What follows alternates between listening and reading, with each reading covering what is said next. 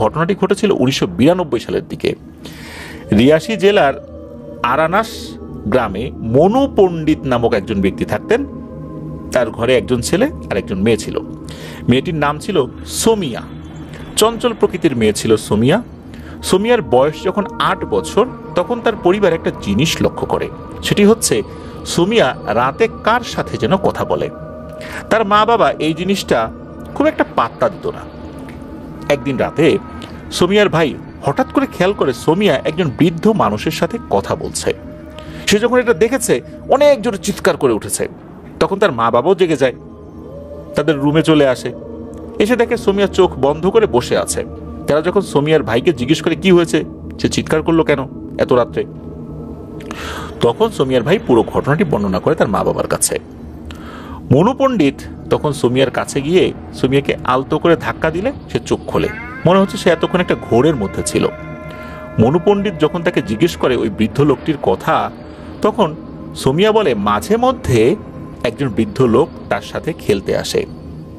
তাকে নাকি সে নানু বলে সম্বোধন করে এবং এই বৃদ্ধ লোকটি সোমিয়াকে অনেক আদর করে।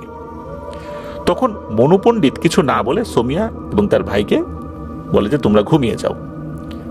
সকাল হলে এই মনু পণ্ডিত বিজয় পণ্ডিত নামের একজন তান্ত্রিকের কাছে যান। তান্ত্রিকের কাছে গিয়ে সম্পূর্ণ ঘটনার বর্ণনা দিলে তান্ত্রিক 2 দিন পরে আসতে বলে, আর সাথে কিছু দিয়ে দেবেন এরকমটা বলেন আর কি। তো যখন 2 দিন পরে যান, তখন এই বিজয় পণ্ডিত বলেন যে এই যে যেই বৃদ্ধ লোক যাকে তোমার মেয়ে মাঝে মধ্যে দেখে, সে খুবই ভালো একটি জিন। এই জিন দীর্ঘ অনেক বছর ধরে তোমার মেয়েকে দেখে শুনে রাখছে। আর এই যে জিনটা, এই জিনটা তোমার বাবার অনুগত ছিল, তোমার বাবার বিভিন্ন কাজে সহযোগিতা করত, তোমার বাবার বন্ধু ছিল। তোমার বাবা মারা যাওয়ার পর তোমাদের পরিবারের সাথে আছে, কিন্তু সে তোমাদের পরিবারের কারোর সাথে দেখা দেয় না, এই সোমিয়ার সাথে শুধু দেখা দেয়। তাও একটা নির্দিষ্ট বয়সের পরে দেখা দিয়েছে, সে ভয়ঙ্কর কোনো রূপে দেখা দেয় না। আর এই বৃদ্ধ জিনের 7টা ছেলে রয়েছে, তারও সুন্দর একটা পরিবার রয়েছে, সে একটা মুসলিম জিন। আর এই সোমিয়াকে সে নাতনি হিসাবে আদর করে। সুতরাং তোমাদের ভয় পাওয়ার কিছু নাই, সময়ের সাথে সাথে সবকিছু ঠিক হয়ে যাবে। সোমিয়াকে সময়ের মতো থাকতে দাও, তোমরা তোমাদের মতো থাকো, ভয়ের কোনো কারণ নাই। আর তান্ত্রিক কবিরাজের কাছেও যেতে হবে না এই সমস্যাগুলো নিয়ে। এটা হলো ওই বিজয় পণ্ডিত বলে দেন, সে ভালো পরামর্শই দিয়েছে। তো এভাবেই চলতে থাকে। সোমিয়া ওরকম কথাটা বলে, পরিবারের সদস্যরা কেউ কিছু বলে না। তো এভাবে চলছে। সোমিয়ার বয়সও 16-17 হয়ে গেছে। আর সোমিয়া দেখতে ছিল খুবই সুন্দরী। তার দিকে নজর পড়ে ওই এলাকার পঞ্চায়েত প্রধানের ছেলে, যার নাম ছিল রাজেশ। এই রাজেশ নানাভাবে সোমিয়াকে উত্ত্যক্ত করত। অনেকবার প্রেমের প্রস্তাব দিয়েছিল, সোমিয়া প্রস্তাব প্রত্যাখ্যান করেছিল। কারণ হচ্ছে এই রাজেশ ছিল খুবই বাজে প্রকৃতির একটা ছেলে, নেশা করত, জুয়া খেলতো, আর তার কাজই ছিল পাড়ার সব মেয়েদেরকে উত্ত্যক্ত করা, এমনকি বিবাহিত মহিলাদেরকেও সে উত্ত্যক্ত করত। এমন একটা অবস্থা। আর সোমিয়া কিন্তু এই রাজেশ সম্পর্কে খুব ভালোভাবেই জানতো। একদিন হয় কি, সোমিয়াদের গ্রামে একটি পূজার উৎসব হয়, সেখানে অনেক মানুষ আসে, অনেকটা মেলার মতো হয়ে যায় আর কি। তো এখানে সোমিয়াও তো গিয়েছে, সোমিয়ার ভাইও গিয়েছে, রাজেশও আসছে। তো রাজেশ সোমিয়াকে দেখে ওই মেলার মধ্যেই তাকে আবারও উত্ত্যক্ত করতে থাকে। সোমিয়া রেগে গিয়ে সবার সামনে এই রাজেশকে মেরে দেয় একটা কোষের থাপ্পড় এবং অপমানও করে বেশ। তো ওখানে থাকা অনেক মানুষই এটা দেখেছিল। এখন এই রাজেশ তো পঞ্চায়েত প্রধানের ছেলে, সে উপস্থিতভাবে ওই মেলার মধ্যে কোনো একটি মেয়ের উপর যদি চড়াও হয়, তখন তো বিষয়টা অন্যভাবে চলে যাবে। সে ওই সময় কিছুই করে নাই, একদম চুপচাপ ওখান থেকে চলে যায়, যেটা ছিল এই রাজেশের চরিত্রের পরিপন্থী। এরকম চুপচাপ করে চলে যাওয়ার লোক সে না। এরপরে দিন কাটতে থাকে। 1 মাস পর থেকেই সোমিয়ার মা খেয়াল করে সোমিয়া দিন দিন শুকিয়ে যাচ্ছে, ঠিক মতো কারোর সাথে কথা বলে না, খাওয়া দাওয়া করে না, কেমন জানি মন মরা হয়ে বসে থাকে। সোমিয়াকে জিজ্ঞেস করলেও সে কিছু বলে না। একদিন রাতে এই সোমিয়ার ঘর থেকে হঠাৎ করে চিৎকার শোনে তার মা বাবা, দৌড়ে গিয়ে দেখে সোমিয়া অনেক কান্নাকাটি করছে। তাকে জিজ্ঞেস করলে সে বলে তাকে নিতে এসেছে। তখন মনু পণ্ডিত বলে, অর্থাৎ তার বাবা বলে, কে নিতে এসেছে? তখন সোমিয়া বলে, কুৎসিত দেখতে একটি খাটো প্রকৃতির লোক জোর করে নাকি তাকে নিতে এসেছে। সে যখন যেতে না করেছে তখন তার হাতে থাকা কিছু একটা দিয়ে সোমিয়ার পায়ে আঘাত করে। সোমিয়ার মা বলে, কোথায় আঘাত করেছে দেখি? সোমিয়ার মা যখন এটা বলেছে, সোমিয়া তার পায়ের একটা দিক দেখায়। সোমিয়ার মা খেয়াল করে সত্যি তার পায়ে গভীর আঘাতের চিহ্ন, বেশ ব্যথা পেয়েছে মেয়েটা। মনু পণ্ডিত সকালবেলা বিজয় পণ্ডিতের কাছে যায়। বিজয় পণ্ডিত সব শুনে সন্ধ্যাবেলা দেখা করতে বলে। সন্ধ্যাবেলায় যখন মনু পণ্ডিত বিজয় পণ্ডিতের কাছে যায় তখন বিজয় পণ্ডিত বলে, তোমার মেয়ের সাথে খুব খারাপ একটি পিশাচ লেগে গেছে, মূলত এটাকে চালান করা হয়েছে। দ্রুত এটির ব্যবস্থা না করলে তোমার মেয়ের ভয়ঙ্কর ক্ষতি হতে পারে, তার প্রাণ কিন্তু শঙ্কার মধ্যে আছে। তখন মনু পণ্ডিত বিজয় তান্ত্রিককে বলে, অর্থাৎ বিজয় পণ্ডিতকে বলে যে কিছু একটা করো ভাই। বিজয় তান্ত্রিক 11 দিন সময় নেয়, যে 11 দিন পর আসতে হবে, তখন সে জানাতে পারবে এই বিষয়ে তার এখতিয়ার আছে কি নাই, বা সে এটা পারবে কি পারবে না। 11 দিন তো দীর্ঘ সময়। এর মাঝে ঘটে আরেকটি ভয়াবহ ঘটনা। সন্ধ্যার সময় সোমিয়ার চিৎকার শুনে তার মা ছুটে যায় সোমিয়ার ঘরে, গিয়ে দেখে সোমিয়া অজ্ঞান হয়ে আছে। তার জ্ঞান ফিরে আসলে সে বলে, ওই লোকটি এসেছিল, ওই লোকটি এসে আমাকে অনেক ভয় দেখাচ্ছিল, আমাকে নিয়ে যেতে চাচ্ছিল। আমি যখন বাধা দিই তখন সে আমার চুল ধরে অনেক জোরে টান দেয়, আর তখনই আমি চিৎকার দিয়ে অজ্ঞান হয়ে যাই। সোমিয়ার মা খেয়াল করে সত্যি সোমিয়ার মাথার এক পাশে অনেকগুলো চুল নেই, আর এমনভাবে টান দিয়েছে ওই চুলগুলো উঠে চলে গেছে, আর ওখানে কিছু রক্তও বেরিয়ে গেছে সোমিয়ার মাথায় আর কি। তো সোমিয়ার মা দ্রুত তার স্বামীকে অর্থাৎ মনু পণ্ডিতকে ব্যাপারটা জানায়। এদিকে 11 দিন হবার অপেক্ষা করছে মনু পণ্ডিত। 11 দিনের মাথায় বিজয় পণ্ডিতের কাছে যায়। তখন ওই বিজয় পণ্ডিত তাকে জানায় যে এটা সে পারবে না, এটা তার এখতিয়ারের বাইরে, এই বিদ্যা তার জানা নাই। মনু পণ্ডিত অনেক কান্নাকাটি করবার পর বিজয়তান্ত্রিক কিছু রিচুয়াল করে দেয়, কিন্তু বলে যে এগুলোতে আসলে কাজ হবে না, যত দ্রুত সম্ভব আরো ভালো কারো কাছে নিয়ে যেতে হবে। এর কিছুদিন কিন্তু পার হয়ে গেছে এরপর আর কি। তো মনু পণ্ডিত তার শ্যালককে ব্যাপারগুলো জানায়। তার শ্যালক একজন তান্ত্রিকের খবর দেয়, ওই তান্ত্রিকের কাছে এই মনু পণ্ডিত যায়। তখন তান্ত্রিক বাড়িতে ছিল না, উনি বাড়িতে আসবেন নাকি 15 থেকে 20 দিন পর। কি আর করা, মনু পণ্ডিত মন খারাপ করে বাড়িতে চলে আসে। দিন যত যায় ততই সুমিয়ার অবস্থা খারাপ হতে থাকে। সুমিয়া এতটাই শুকিয়ে যায় যে তার শরীরে হাড় ছাড়ার কিছুই ছিল না, না পারতো ঘুমাতে, না পারতো খেতে, সারাটা দিন শুধু কান্না করত আর বলতো সে এসেছে আমাকে নিয়ে যেতে। একদিন মনু পণ্ডিতের শ্যালক তাদের বাড়িতে এসে খবর দেয় যে তান্ত্রিক বাড়িতে এসেছে, যত দ্রুত সম্ভব তার কাছে যেতে হবে। তখন দেরি না করে মনু পণ্ডিত তান্ত্রিকের বাড়িতে চলে যায় আর সব ঘটনা খুলে বলে। তান্ত্রিক ওই রাত্রেই আসন বসায় আর ওই পিশাচকে হাজির করে। তান্ত্রিক যখন পিশাচকে নানাভাবে ফোর্স করে চলে যাবার জন্য, তখন ওই পিশাচ সাফ সাফ জানিয়ে দেয় সে যাবে না, সে চুক্তিবদ্ধ হয়েছে। তান্ত্রিককে সে হুমকিও দেয়। তখন তান্ত্রিক নানা প্রক্রিয়ার মাধ্যমে পিশাচটিকে জব্দ করার চেষ্টা করলেও সে চূড়ান্তভাবে ব্যর্থ হয়। একটা পর্যায়ে পিশাচ চলে যায়, তবে যাওয়ার আগে বলে যে আর মাত্র 7 দিন, তারপর আমি আমার জিনিস নিয়ে চলে যাব। তোর যদি শক্তি থাকে তাহলে তুই ওই মেয়েটিকে রক্ষা করিস তো পারিস কিনা। কি আর করা, তখন তান্ত্রিক খুবই নরম সুরে মনু পণ্ডিতকে বলে যে ভাই অনেক দেরি হয়ে গেছে, এখন সবকিছু সৃষ্টিকর্তার হাতে, আমরা কিছুই করতে পারবো না। সৃষ্টিকর্তার উপর ভরসা রাখো, উনি যদি এই অবস্থা থেকে মুক্তি দিতে পারেন, এছাড়া এখন আর কোনো উপায় নাই।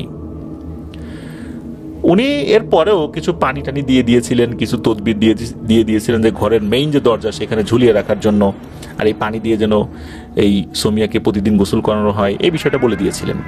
তো মনু পণ্ডিত তান্ত্রিকের কথা মতোই কাজ করে, কিন্তু ঠিক 7 দিনের মাথায় সোমিয়া মারা যায়। তখন মনু পণ্ডিত, তার স্ত্রী, সোমিয়ার ভাই সবাই অনেক ভেঙে পড়ে। এত সুন্দর একটা মেয়ে, ফুটফুটে মেয়ে কিভাবে চলে গেল। সোমিয়ার মৃত্যুর 3 থেকে 4 মাস পার হয়ে যায়। একদিন হঠাৎ করেই পঞ্চায়েত প্রধান মনু পণ্ডিতের কাছে আসে, যিনি রাজেশের বাবা। মনু পণ্ডিতের হাতে পায়ে ধরে অনেক রিকোয়েস্ট করে যে ভাই আমার বাড়িতে চলো। তো পঞ্চায়েত প্রধান মনু পণ্ডিতকে অনুরোধ করছে, বুঝতে পারছে না কেন এমনটা করছে। কি আর করা যায়, তাকে নিয়ে যাওয়া হয় রাজেশের ঘরে। রাজেশের ঘরে গিয়ে দেখা যায় বিছানার উপর এমন একজন ব্যক্তি শুয়ে আছে, মনে হচ্ছে তার বয়স 90 বছর হয়ে গেছে। গায়ে কিচ্ছু নাই, শুধু হাড়ের উপর চামড়াটা বসিয়ে দেওয়া হয়েছে, এমন একটা অবস্থা।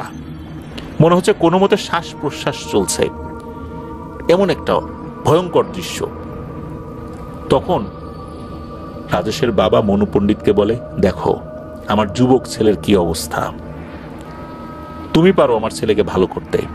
মনু পণ্ডিত বলে, আমি কিভাবে ভালো করব, আমি তো তন্ত্রমন্ত্র জানি না, আমি তো ঝাড়ফুঁক জানি না, আমি সাধারণ একজন মানুষ, খেটে খাই, আমি কিভাবে পারবো। তখন একজন তান্ত্রিকের রেফারেন্স ওই রাজেশের বাবা দেয়, যে রাজেশকে ভালো করতে এসেছিল তখন তোমার কথা বলেছে তোমার বাবার রেখে যাওয়া জিন রাজেশের এই অবস্থার জন্য দায়ী। তো মনু পণ্ডিত কিছুই বুঝতে পারে না যে আমার বাবার রেখে যাওয়া জিন রাজেশকে এইটা করবে কেন। এরপর রাজেশের বাবা বলে, তুমি কি জানো তোমার মেয়ের মৃত্যুর পেছনে কে দায়ী? আমার এই কুলাঙ্গার ছেলে রাজেশ দায়ী, যেটা আমরা জানতাম না। তোমার মেয়ের মৃত্যুর জন্য এই রাজেশ দায়ী, আর রাজেশের এই অবস্থার জন্য দায়ী সোমিয়ার সাথে থাকা সেই জিন। উনি আরো বলেন, তোমার মেয়ে যখন রাজেশকে সবার সামনে অপমান করে তখন সে রাগে কিছু করতে না পেরে সোমিয়াকে কালো জাদু করে মেরে ফেলার সিদ্ধান্ত নেয়। সে লুকিয়ে সোমিয়ার কিছু কাপড় এবং সোমিয়ার মাথার চুল সোমিয়ার বান্ধবীর মাধ্যমে নিয়ে আসে। আর এইসব নিয়ে আসতে বলে মাহরি গ্রামের একজন খারাপ তান্ত্রিক। যখন রাজেশ এইসব তান্ত্রিকের কাছে দেয়, সে রাজেশকে বলে কিছুদিন পরে আসো, তোমার কাজ হয়ে যাবে। একদিন তান্ত্রিক রাজেশকে খবর দেয় তার সাথে দেখা করার জন্য। রাজেশ যখন দেখা করে তখন তান্ত্রিক বলে একটা পেঁচা লাগবে, আর ওই পেঁচাটিকে জ্যান্ত পুড়িয়ে ছাইগুলো নিয়ে আসবা, হাড়গুলো যেন ছাই হয়ে যায়। রাজেশ কথা মতো তাই করে। যখন ছাইগুলো নিয়ে যায়, তান্ত্রিক কিছু রিচুয়াল করে ছাইগুলো রাজেশের হাতে দেয়, দিয়ে বলে আসছে অমাবস্যার রাত্রে এই ছাইগুলো তোমার পুরো শরীরে মেখে 3 নদীর মোহনার সামনে যাবা। ওখানে গিয়ে কিছুক্ষণ অপেক্ষা করলে দেখবে স্রোতের উল্টো দিক থেকে একটা হাড় ভেসে যাবে। যতই অন্ধকার হোক না কেন তুমি সেটা স্পষ্টই দেখতে পাবে। কোনো কিছু না ভেবে তোমাকে এটিকে নিয়ে আসতে হবে, আর এই সুযোগটা একবারই পাবা। যদি নিতে না পারো তাহলে আমি কিছু করতে পারবো না, আর যদি আনতে পারো তাহলে সম্ভব হবে। তখন তান্ত্রিকের কথা মতো রাজেশ অমাবস্যার রাতে সেই ছাই মেখে 3 নদীর মোহনায় যায়। ঠিক তান্ত্রিকের কথা মতোই সে দেখতে পায় স্রোতের উল্টো দিক থেকে একটি হাড় ভেসে আসছে। সে আগ পিছ না ভেবেই পানিতে লাফ দেয়, আর কোনো ধরনের কোনো প্যারানর্মাল সমস্যা ছাড়াই সে হাড়টি নিতে সক্ষম হয়। সে হাড়টি নিয়ে সোজা তান্ত্রিকের কাছে যায়। তারপর তান্ত্রিক হাড়টি রেখে আশ্বাস দেয় যে রাজেশের কাজ হয়ে যাবে। তারপর তান্ত্রিক রাজেশকে একদিন ডেকে পাঠায়, আর একটি তাবিজ দিয়ে বলে সোমিয়ার চলাচলের রাস্তার মাঝখানে তাবিজটা যাতে পুঁতে রাখে, তাহলে তার সকল ইচ্ছা পূরণ হবে। আর রাজেশ ঠিক তাই করে। তারপর সোমিয়ার সাথে ঘটতে থাকে অনেক ধরনের ভয়ঙ্কর ঘটনা, আর অবশেষে সোমিয়া মারা যায়। ওই তান্ত্রিক যখন কালো জাদু করে তখন সে দেখতে পায় সোমিয়ার সাথে একজন ভালো জিন সবসময় থাকে। তাই সে এত ভয়ঙ্কর কালো জাদু করে যে মনু পণ্ডিতের পুরো বাড়ির চারপাশ একদম নাপাক করে ফেলে। কারণ ওই জিনটা ছিল মুসলিম জিন, এমন ভাবে চতুর্দিকে নাপাক করেছে যার কারণে ওই জিনটা ওই বাড়িতে ঢুকতে পারতো না। সে অনেক চেষ্টা করেছে সোমিয়াকে বাঁচাতে, কিন্তু পারেনি। তাই সোমিয়া মারা যাবার পর এই জিনটা অত্যন্ত শক্তিশালী একটি পিশাচের সাথে চুক্তি করে রাজেশকে মারার জন্য। ওই পিশাচটি ভয়ঙ্কর কালো জাদুর মাধ্যমে রাজেশের শরীরে প্রবেশ করে এবং রাজেশের শরীরের ভেতর থেকে আস্তে আস্তে অনেক কিছু খেয়ে শেষ করে ফেলেছে। সব কথা শুনে মনু পণ্ডিত কান্নায় ভেঙে পড়েন আর বলতে থাকেন, আচ্ছা বলুন তো, আমার মেয়েটার কি দোষ ছিল? কেন করলো এমনটা আমার মেয়ের সাথে? আমি তো রাজেশকে ক্ষমা করব না। এই কথা শোনার পর রাজেশের মা অনেক কান্নাকাটি করে, মনু পণ্ডিতের হাতে পায়ে ধরে বলে যে আমার ছেলেকে ক্ষমা করে দেন। যাই হোক, সকলের বোঝানোর কারণে মনু পণ্ডিতের মনটা কিছুটা গলে ওই ছেলেটার এই অবস্থায়, যেই অবস্থায় আছে এটার দিকে তাকিয়ে আর কি। তখন ওইখানে থাকা এক তান্ত্রিক বলে, আজকে সন্ধ্যার দিকে আমি আসন বসাবো, সেখানে সোমিয়ার সাথে থাকা জিন আর ওই যে পিশাচটা রাজেশের শরীরে ঢুকে সব শেষ করে দিয়েছে ওটাকে হাজির করব। তুমি যদি ওই দিন এই দুইজনকে বোঝাতে পারো তাহলে হয়তোবা রাজেশ সুস্থ হতে পারে। সন্ধ্যায় আসন বসানো হয়, অনেক চেষ্টার পর ওই বৃদ্ধ জিনটাকে হাজির করতে পারে, কিন্তু ওই পিশাচটাকে কোনোভাবে হাজির করাতে পারে না। তখন ওই বৃদ্ধ জিনটা ওই তান্ত্রিককে প্রশ্ন করে কেন তাকে ডাকা হয়েছে। তখন তান্ত্রিক বলে, রাজেশকে কেন কষ্ট দিচ্ছেন এটা বুঝতে পেরেছি, ওর বয়স কম, একটা অন্যায় করে ফেলেছে, যা শাস্তি তো হয়েছেই, রাজেশকে ক্ষমা করে দেন। তান্ত্রিক তখন মনু পণ্ডিতকে বলে যে আপনি একটু বলেন না তাকে। মনু পণ্ডিত বলে যে আপনি ক্ষমা করে দেন, আমার মেয়ে তো চলেই গেছে, তাকে তো আর ফেরত পাবো না, ও তো এখনো বেঁচে আছে, ছেড়ে দিন ওকে। তখন ওই বৃদ্ধ জিনটি বলে, মনু পণ্ডিত, তুমি ওই ছেলেটার অবস্থা দেখে কি বুঝতে পারতেছো না যে এখন আমার হাতে আর কিছুই করার নাই? আর ও একটা অমানুষ, ওকে তো আমরা কখনোই ক্ষমা করব না। মনে রেখো, আমি এবং আমার 7টা সন্তান, ছেলে সন্তান, এই পিশাচটার সাথে চুক্তিবদ্ধ হয়েছি। আমাদের শরীরের প্রত্যেকের 1 ফোঁটা করে রক্ত দিয়েছি। আমার 7টা ছেলের 7 ফোঁটা রক্ত এবং আমার শরীরে 1 ফোঁটা রক্ত, এটা দিয়ে আমরা চুক্তি করেছি। আমরা দেখেছি কিভাবে কত কষ্টে সোমিয়া মারা গেছে, আমার বুক ফেটে গেছে। আমি তোমাদের বাড়ির সীমানায় ঢুকতে পারিনি, আমি নিজের চোখে দেখেছি। তোমরা অনেক কিছুই দেখতে পাও না যা আমি দেখেছি। আমি এই কষ্ট আর নিতে পারছি না, যার কারণে আমি এই ভয়ঙ্কর পিশাচটার সাথে চুক্তি করেছি, কারণ আমি এই কাজ করতে পারতাম না, এটা আমার ধর্মে এটা নাই। মনে রেখো, রাজেশের শরীরের 3 ভাগের 2.5 ভাগ খাওয়া শেষ হয়ে গেছে, আর বাকি আধা ভাগ যেটা আছে এটাও অতি দ্রুত শেষ হয়ে যাবে। এখন যদি আমরা চুক্তি অনুযায়ী কাজ করি তাও মারা যাবে, আর যদি কাজ না করি তাহলে আরো কষ্ট পেয়ে মারা যাবে, কারণ ওর ভিতরে আর তেমন কিছুই নাই। মনে রেখো, রাজেশ যে কাজ করেছে তার আসল শাস্তি মৃত্যু। আমরা কেসাস করেছি, অর্থাৎ খুনের বদলে খুন। ও যেটা করেছে ওর সাথে সেটাই করা হয়েছে। আমি জানি না আল্লাহ আমাদেরকে ক্ষমা করবেন কিনা, কিন্তু আমি, আমার স্ত্রী, আমার 7টা ছেলে সোমিয়াকে এতটাই ভালোবাসতাম, ওর মৃত্যু আমরা কোনোভাবেই মেনে নিতে পারি নাই। আমি যে কত চেষ্টা করছি ওকে বাঁচানোর জন্য, আমি পারি নাই। সুতরাং যা করেছি সেটা আর কোনোভাবেই ফেরত আনা সম্ভব নয়। একথা বলেই ওই জিনটা চলে যায়। তান্ত্রিক বুঝতে পারে আর সম্ভব না। তান্ত্রিকও রাজেশের বাবাকে বলে, আপনারা ছেলের শেষকৃত্য করার আয়োজন করুন, আর উপায় নেই। আর ও যা করেছে এটাই তার শাস্তি। এটা বলেই তান্ত্রিক চলে যান। এরপরে রাজেশের বাবা আরো কয়েকজন তান্ত্রিককে দেখালেও সপ্তাহখানেকের মাথায় রাজেশের মৃত্যু হয়। এটাই ছিল ঘটনা। প্রিয় লিসেনার্স, আসলে কি বলবো, এই যে কাজগুলো মানুষ করে ইদানিং এটা বেশি বেড়েছে। আমি সবসময় বলি, যারা কালো জাদু বিশ্বাস করে না, যে জাদু টোনা বলে কিছু নাই, তাদের ক্ষতি করা আরো বেশি সহজ। আর যারা মুসলিম বলে যে আমি কোরআন মানি, হাদিস মানি, কিন্তু জাদু টোনা বিশ্বাস করি না, এমন কথা যদি আমাকে কেউ বলে, আমি বলি, আচ্ছা কোরআন তো মানেন, সূরা ফালাক নাস এটা নিশ্চয়ই পড়েছেন? বলে হ্যাঁ পড়েছি। তো তখন আমি বলি যে পবিত্র কোরআনের একটা আয়াত যদি কেউ অস্বীকার করে উনি কি মুসলিম থাকতে পারবে? বলে না, পারবে না। তখন আমি বলি আপনি কি জানেন যে সূরা ফালাক নাস নাজিল হওয়ার প্রেক্ষাপটটা কি? বলে না, তা তো জানি না। তখন আমি বলি পবিত্র কোরআনের একাধিক জায়গায় সেহের শব্দটা উল্লেখ আছে, অর্থাৎ জাদু, এটা কি জানেন? বলে যে না, এটা তো ভালো করে জানি না। আমি তাহলে পাল্টা প্রশ্ন করি, তাহলে কিভাবে বললেন যে কোরআন মানি হাদিস মানি, অথচ কোরআনের মধ্যে কতগুলো জায়গায় সেহের শব্দটা উল্লেখ আছে, আচ্ছা জাদু শব্দটা উল্লেখ আছে। আর রাসূলুল্লাহ সাল্লাল্লাহু আলাইহি ওয়াসাল্লামকে জাদু করা হয়েছিল তার প্রেক্ষাপটে সূরা ফালাক এবং নাস নাজিল হয়েছে। যিনি সমগ্র মানব জাতির মধ্যে শ্রেষ্ঠ, সমস্ত নবীকুলের মধ্যে শ্রেষ্ঠ, তার উপর জাদু করা হয়েছে, আর আপনি আমি কোথাকার কোন কীট পতঙ্গ?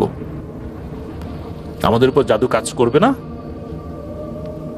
তখন ইনারা চুপ হয়ে যান। তখন বলে হ্যাঁ আসলেই তো তাই, এটা সেটা, এই ধরনের কথা বলে। তো আপনাদেরকে যদি কেউ বলে যারা মুসলিম, নামাজ পড়ে, কোরআন পড়ে, তারা কোরআন বিশ্বাস করে, হাদিস বিশ্বাস করে, কিন্তু জাদু বিশ্বাস করে না, জাদুটোনা বিশ্বাস করে না, কালো জাদু বিশ্বাস করে না, তাদেরকে অন্তত সূরা ফালাক এবং নাস নাজিল হওয়ার প্রেক্ষাপটটা জানাবেন, অথবা জানতে বলবেন যে আপনারা জানেন। আর পবিত্র কোরআনের একাধিক জায়গায় সেহের শব্দটা উল্লেখ আছে, এটা সম্পর্কে জানাবেন।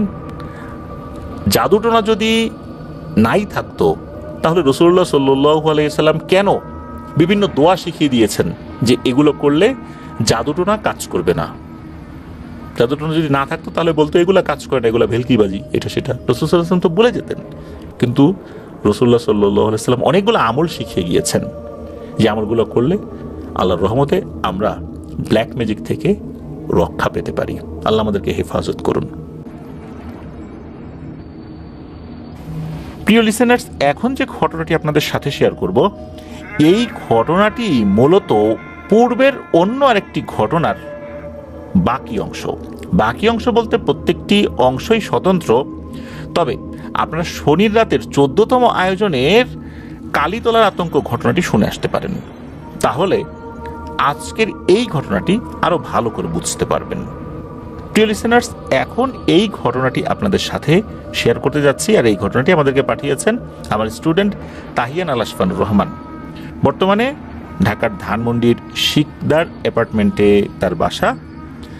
আর এই ঘটনাটির স্থান দুই জায়গাতে, জেলা একটাই নাটোর, একটা হচ্ছে নাটোরের বড়াইগ্রাম উপজেলার মৌখারাহাট, আর একটা হচ্ছে নাটোরের গুরুদাসপুর উপজেলার কর্মকারপাড়া। এই দুই জায়গার মধ্যেই ঘটনাটি ঘটেছে। আমরা পূর্বের ঘটনায় 2015 সাল থেকে 19 সাল পর্যন্ত কিছু বিষয় হয়েছিল সেটা তুলে ধরেছিলাম।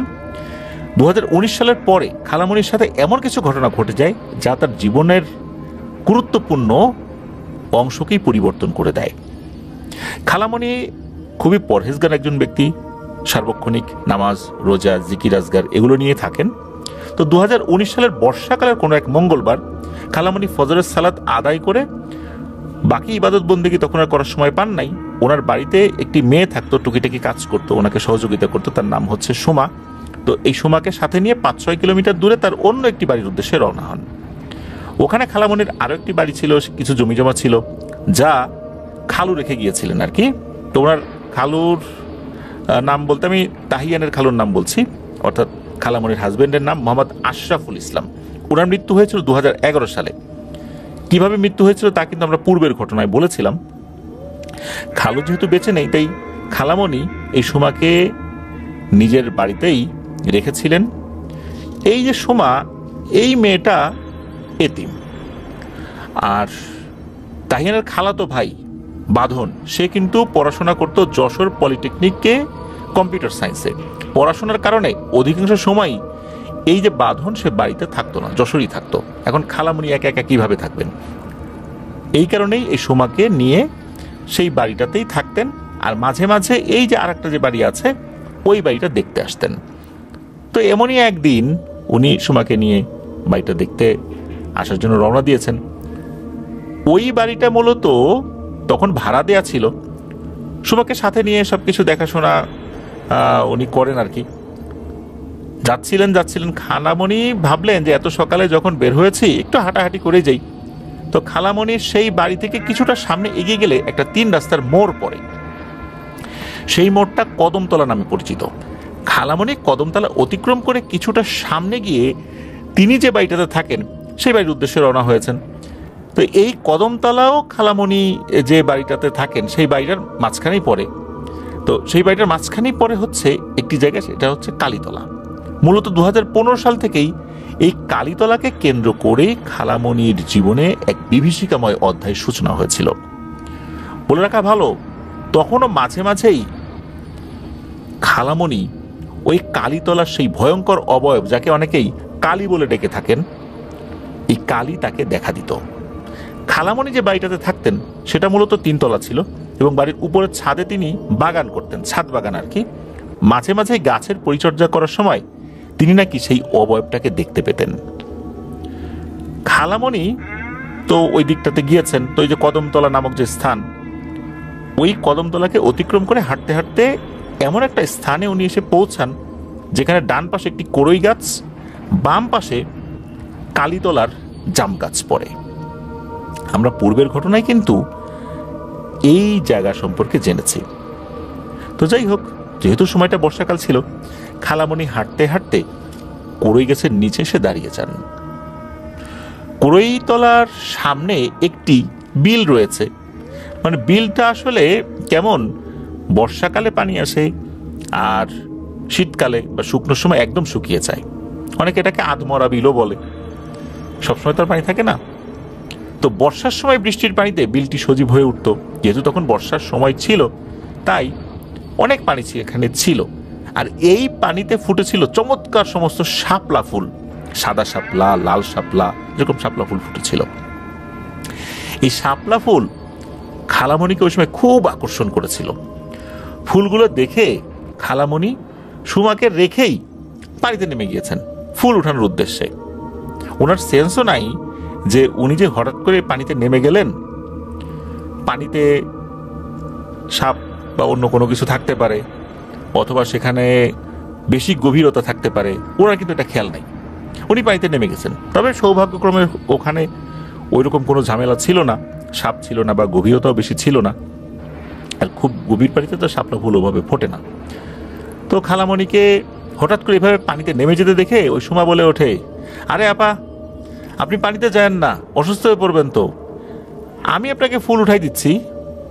তো সুমার এমন কথা শুনে খালামণি কিছুটা ধমকে সুরে বলে ওঠে, এই সেমরি, তুইও আয় আমার সাথে, তুইও পানিতে নাম। শুধু ফুল ওঠাবো না তো রে, পুরো শাপলা ফুলের গাছটাই তুলে ফেলবো।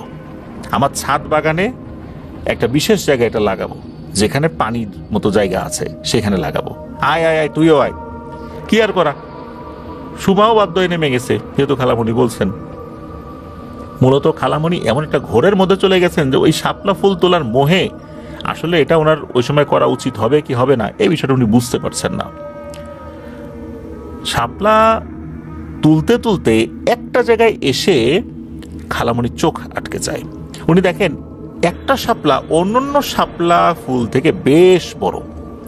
তো উনি ওই দিকটাতে এগিয়ে গিয়ে ওই শাপলা ফুলের নিচের অংশে হাত দিয়েছেন। ওইটা টান দিলে কিন্তু লম্বা একটা পাইপের মতো জিনিস সহ উঠে আসে। তো উনি এরকম একটা গাছ তোলার চেষ্টা করেন। নর্মালি কিন্তু শাপলা ফুল ওই পাইপের মতো অংশ সহ তুলতে তেমন একটা শক্তি লাগে না। খালামণির ভাষ্য মতে এই গাছটি অন্য সাধারণ গাছগুলোর মতো ছিল না, এটি ছিল সম্পূর্ণ ভিন্ন ধরনের।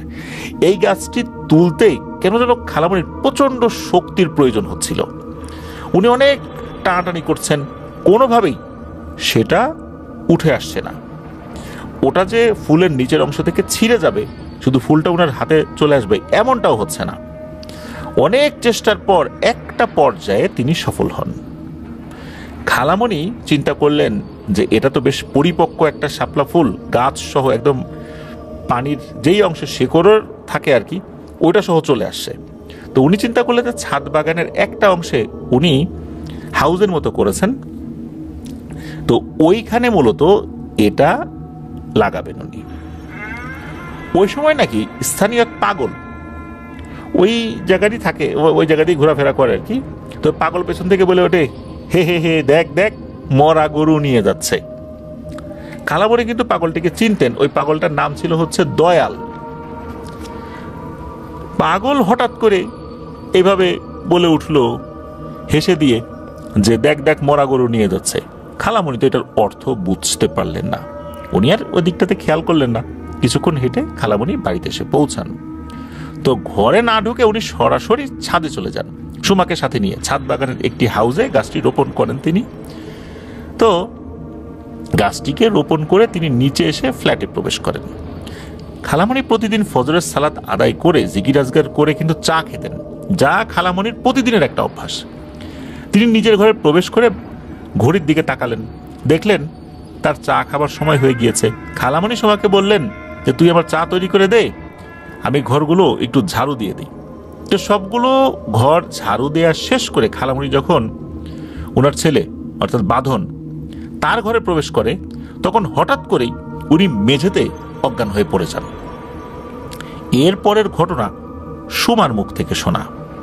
তো সুমা বলেন যে হঠাৎ করে যখন ওই খালামণি অজ্ঞান হয়ে পড়ে যান, এরপর নাকি তিনি প্রলাপ বকতে শুরু করেন, মানে এলোমেলো কথাবার্তা বলছেন যে এই যে বাঁধন যিনি, উনি তো লেখাপড়ার কারণে যশোরে থাকতেন, তার সম্পর্কে বলছেন।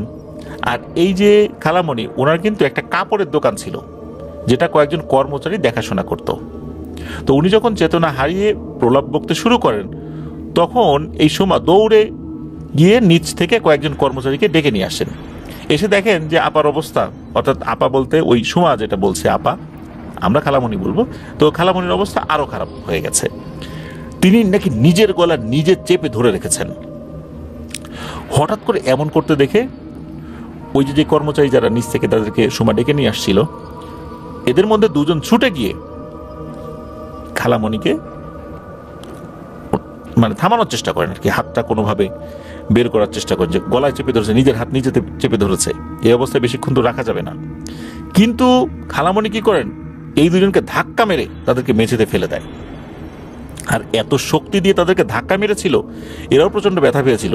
এরাও বুঝতে পেরেছিল যে আসলে এই খালামণির পক্ষে তাদের দুজনকে এত জোরে ধাক্কা দেওয়া কোনোভাবেই সম্ভব নয়। আর এরই মধ্যে অদ্ভুত একটা কণ্ঠ ভেসে আসলো, যেটা খালামণির কণ্ঠ ছিল না, কিন্তু খালামণি এই কণ্ঠে কথা বলা শুরু করলেন। হঠাৎ করে বলতে শুরু করলেন, আমাকে ও কেন বললো যে আমি মরা গরু নিয়ে যাচ্ছি, আমি ওকে মেরেই ফেলবো। আমি ওই করই গাছের নিচে গোসল করে চুল শুকাচ্ছিলাম, এই মেয়ে কেন আমার চুলের উপর পাড়া দিয়ে ফুল উঠাতে গেল, আমি এই মেয়েকেও বাঁচতে দেব না। তো খালামণির হঠাৎ এমন আচরণে সবাই তো হতবাক হয়ে যায়। খালামণিকে ধরাধরি করে মাথায় পানি ঢালতে শুরু করে সময়। তো খালামণি প্রায় 3 ঘন্টা পর স্বাভাবিক হন। এরপর সারাদিনই স্বাভাবিক ছিলেন, কিন্তু দিন শেষে ঠিক মাগরিবের আজান যখন শুরু হয়, খালামণি নিজের কান নিজে চেপে ধরেন না, চিৎকার চেঁচামেচি শুরু করেন। তার কথার সারমর্ম এরকম ছিল যে বন্ধ কর বন্ধ কর, আমি আর সহ্য করতে পারছি না।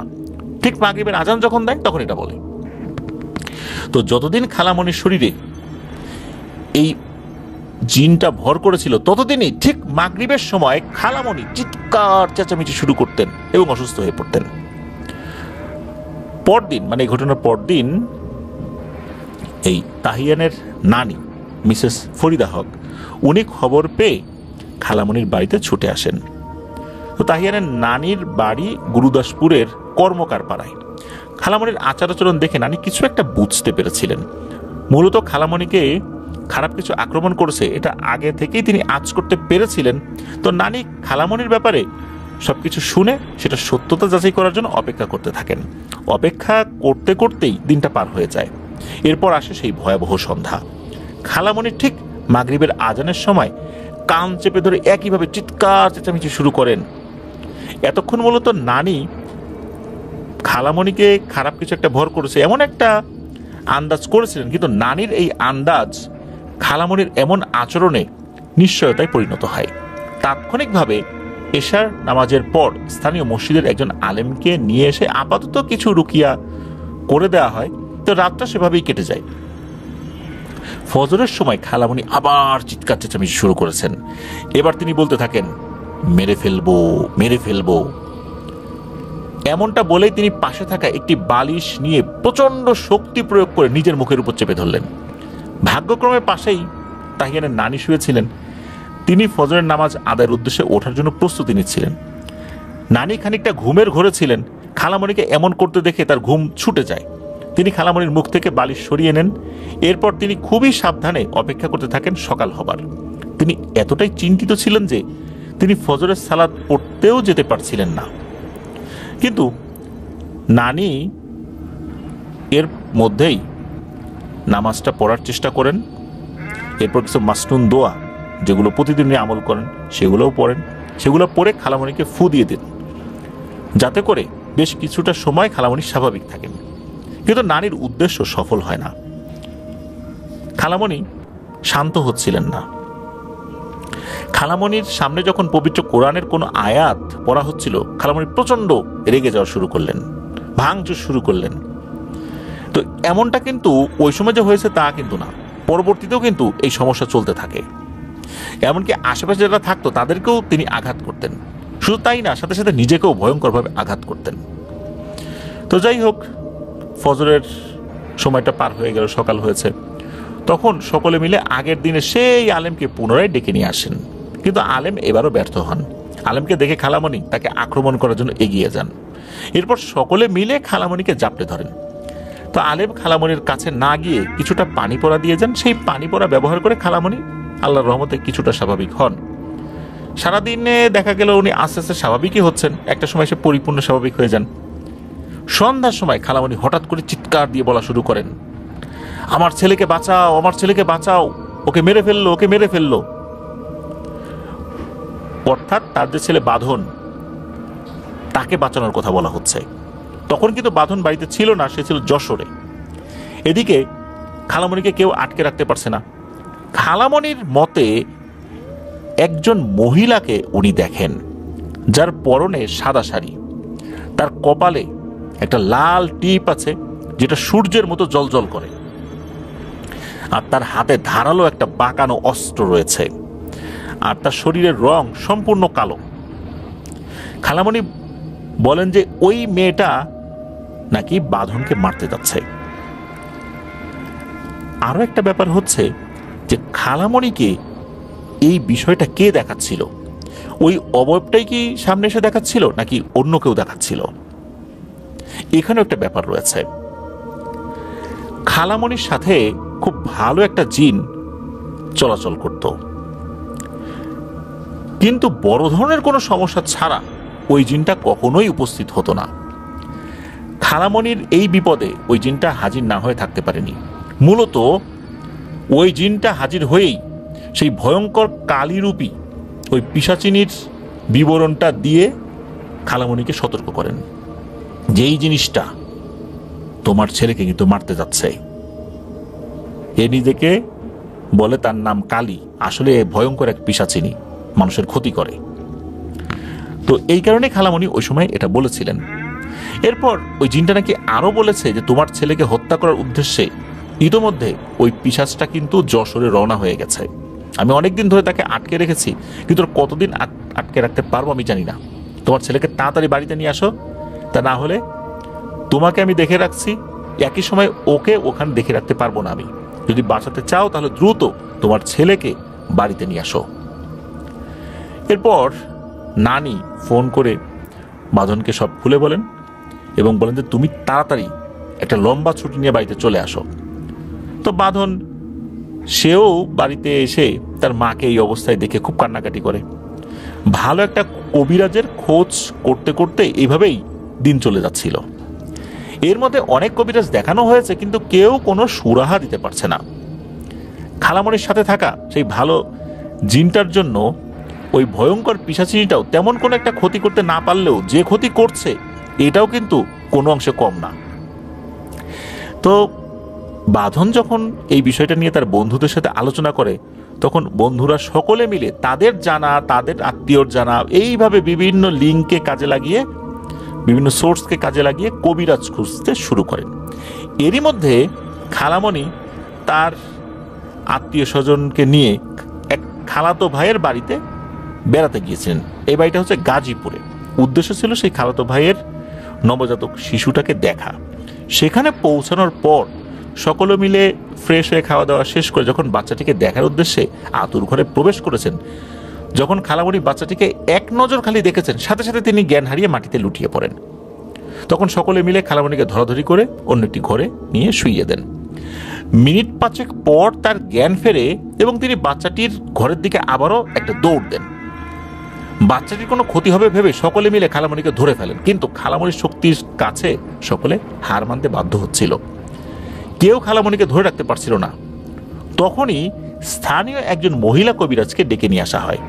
খালামণির এমন অবস্থা দেখে গ্রামের প্রায় সবাই দেখতে চলে আসে। এর মধ্যে চলে আসে ওই মহিলাটাও। মূলত তাকে ডাক দেওয়া হয়েছিল, কিন্তু উনিও শুনেছিলেন, এই কারণে উনিও এগিয়ে আসছিলেন। তো খালামণির চিকিৎসা ওই সময় শুরু হয়ে যায় ওই মহিলা কবিরাজের মাধ্যম দিয়ে।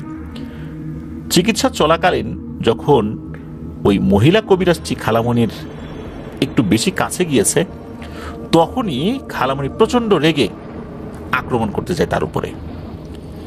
তো যাই হোক, ওখানে উপস্থিত যারা ছিলেন, অন্যান্য খালা যারা ছিলেন বা অন্য ব্যক্তি যারা ছিলেন, তারা কোনো মতে খালামণিকে চেপে ধরে রাখেন, কিন্তু কেউই বেশিক্ষণ ধরে রাখতে পারছিল না।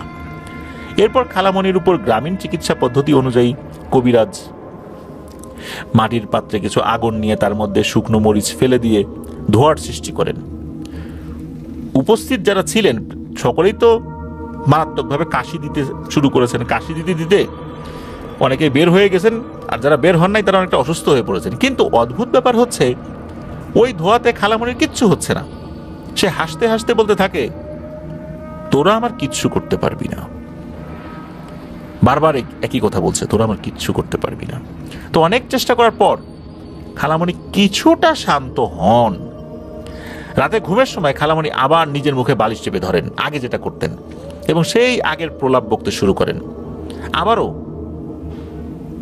উপস্থিত যারা ছিলেন তারা কবিরাজদের শেখানো কিছু পদ্ধতি সেগুলো তারা প্রয়োগ করতে শুরু করেন। এরপর খালামণি কিছুটা শান্ত হন। পরদিন সকালে সেই বাড়ির সকলে মিলে সিদ্ধান্ত নেন যে সেখানকার বড় মাপের একজন কবিরাজের কাছে তারা নিয়ে যাবেন। তো যেই কথা সেই কাজ। সেদিনই খালামণিকে যেখানে নিয়ে যাওয়া হয় সেখানে গিয়ে তারা কবিরাজের সঙ্গে সাক্ষাৎ করেন। দীর্ঘক্ষণের প্রচেষ্টায় কবিরাজ ওই জিনটাকে হাজির করতে সক্ষম হন, যে নিজেকে কালী বলে দাবি করে, অর্থাৎ তার নাম কালী। এরপর সেই জিনটা খালামণির মুখ থেকে বলতে শুরু করে। সেই জিনের তথ্য মতে সেই জিনটা বলে যে এর স্বামীকে আমি মেরেছি, একেও মারবো, এর ছেলেকেও মারবো, এদের বংশ আমি নির্বংশ করব। অর্থাৎ খালুকে কিন্তু এই জিনটা মেরেছে, আর খালামণিকেও মারবে, বাঁধনকেও মারবে। তো কবিরাজ যখন সবকিছু শুনলেন, তো খালামণির চিকিৎসা শুরু করেছেন। এরপর খালামণি প্রায় 2 দিন সুস্থ ছিলেন পরিপূর্ণভাবে। 2 দিন পর খালামণি আবার এই তাহিয়ানদের বাড়িতে আসেন, অর্থাৎ ধানমন্ডি শিকদার মেডিকেলের অ্যাপার্টমেন্টে। প্রথম দিন তিনি স্বাভাবিক ছিলেন একদম। এরপর তাহিয়ান নিজেই কিছু ঘটনার প্রত্যক্ষদর্শী হয়ে যায়। যদিও তাহিয়ান তখন বেশ ছোটই ছিল, 2019 সালের কথা বলছি, এখন 2025 সাল। তো ওই সময় যতটুকু সে দেখেছে সেটা তার স্পষ্ট মনে আছে। যেমন একদিন সন্ধ্যাবেলায় খালামণি চিৎকার করে বলছিলেন, হে আমাকে মিষ্টি দে, মিষ্টি দে, মিষ্টি খাবো, রক্ত খাবো, আমাকে রক্ত দে। তো বড় বোনের এমন অবস্থা দেখে তাহিয়ানের আম্মু বিচলিত হয়ে পড়েন। তিনি খুব দ্রুত মিষ্টির ব্যবস্থা করেন। তো তাহিয়ানের নানি সেদিন খালামণির সঙ্গেই ওনাদের বাড়িতে এসেছিলেন। তো নানি কি করবেন ওই সময় বুঝতে পারছিলেন না। ঢাকাতে উনি তখন কি ব্যবস্থা নেবেন। তিনি খালামণিকে জোর করে বিছানার উপর শুইয়ে দেওয়ার চেষ্টা করেন এবং পানির উপরে দোয়া দুরুদ পড়ে সেই পানি ওনার চোখে মুখে ছিটা দিতে থাকেন। তাহিয়ান তখন সেই ঘরের দরজার পেছন থেকে লুকিয়ে এই দৃশ্যগুলো দেখছিলেন। মিনিট 5 এইভাবে চলার পর তাহিয়ানের আম্মু একটা মিষ্টির বক্স নিয়ে এসে ঘরে প্রবেশ করেন। এতক্ষণে খালামণি কিছুটা স্বাভাবিক হয়েছেন, কিন্তু মিষ্টির বক্স দেখে তিনি পুনরায় উত্তেজিত হয়ে পড়েন। খালামণি তাহিয়ানের আম্মুর হাত থেকে মিষ্টির বক্সটা প্রায় ছিনিয়ে নিয়ে, বা বক্সটা খোলেও নাই, ছিঁড়ে ফেলেছে। একের পর এক মিষ্টি খেতে শুরু করেছে। প্রায় ডজন দুয়েক মিষ্টি খাওয়ার পর খালামণি কিছুটা শান্ত হন। এবার তিনি হাঁপাতে থাকেন। হাঁপাতে হাঁপাতে একটা পর্যায়ে এসে একটু শান্ত হন, এরপর উনি শুয়ে পড়েন এবং ঘুমিয়ে যান। সেই দিনে খালামণি যেই ভয়ঙ্কর আচরণ করেছিলেন, যেটা তাহিয়ানের আজও চোখের সামনে এক বিভীষিকা হয়ে ভেসে ওঠে। তো যাই হোক, 2-3 দিন অতিবাহিত হওয়ার পর তাহিয়ানদের বাসা থেকে খালামণিরা নিজ বাড়িতে চলে আসে।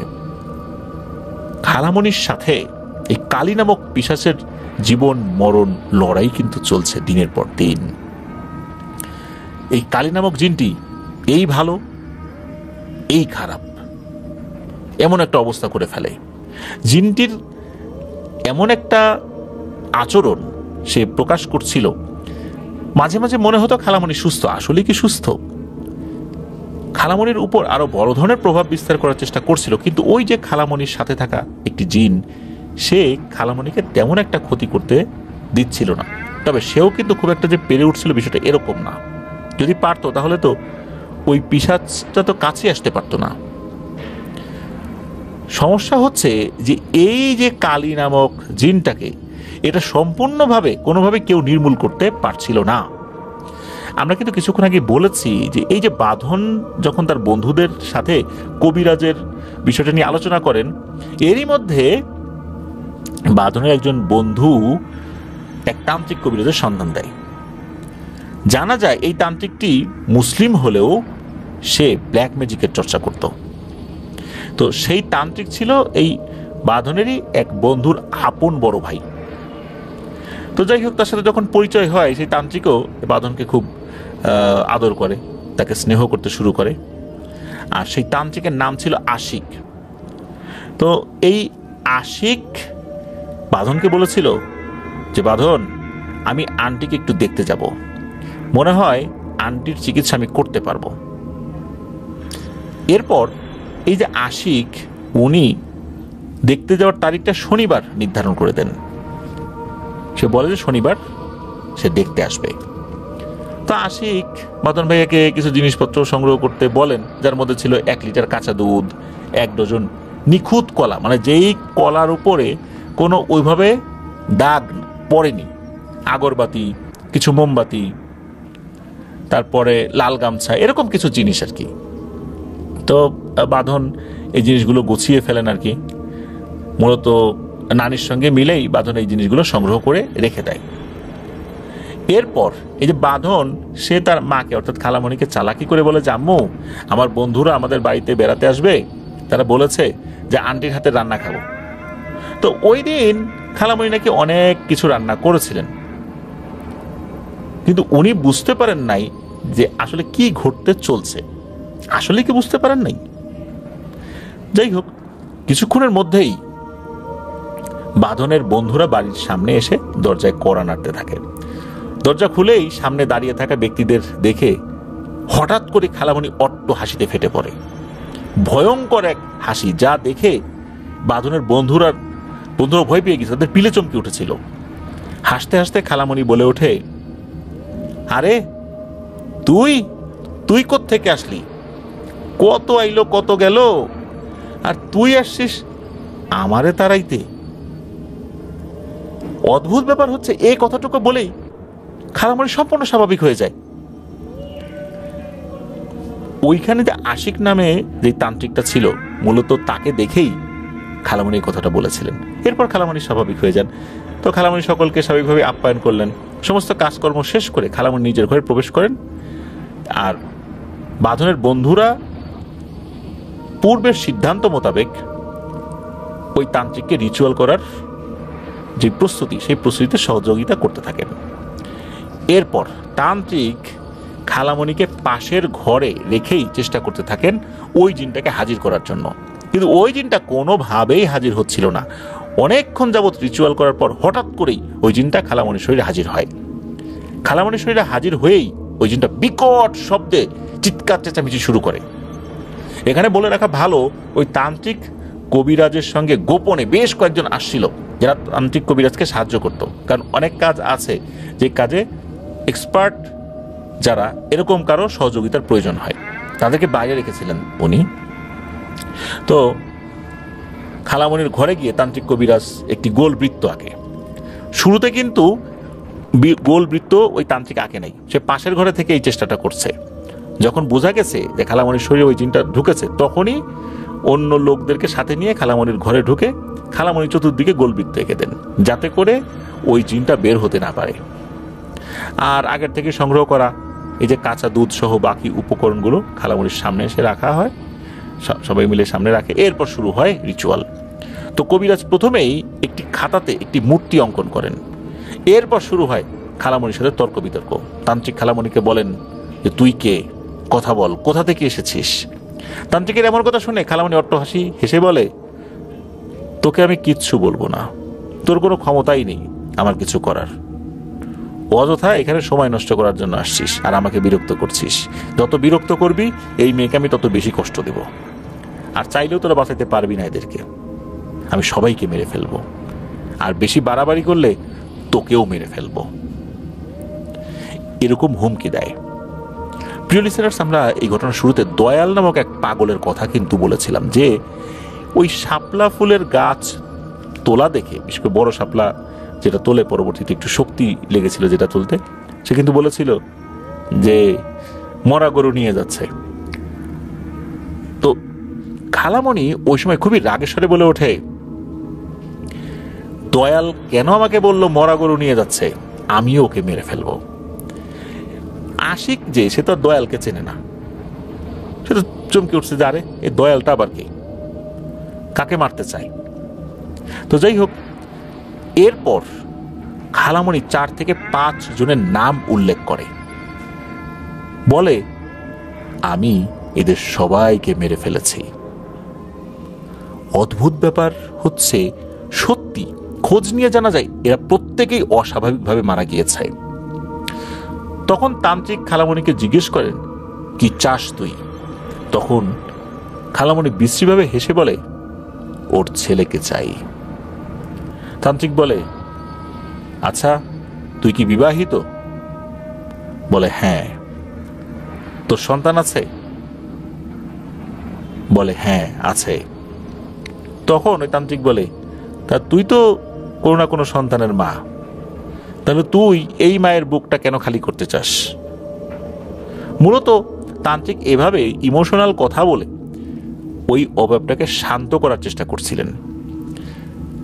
এর মধ্যে কি হয়, তান্ত্রিকের এই কথা শুনে, ওই সময় তো খালামণি পজেসড অবস্থায় ছিলেন, ওখানে তো বাঁধনও ছিল, তাকে বুকে জড়িয়ে ধরেন, কিছুক্ষণ শান্ত থাকেন। ওই সময়ে এক পর্যায়ে আবার বাঁধনকে ধাক্কা দিয়ে দূরে ফেলে দেয় এবং বলে ওঠে, রক্ত খাবো আর এই ছেলেকেও মেরে ফেলবো। এবার তান্ত্রিক কিছুটা রাগান্বিত স্বরে বলে ওঠে, এখানে তোর জন্য দুধ কলা রাখা আছে, এগুলো খেয়ে চলে যা।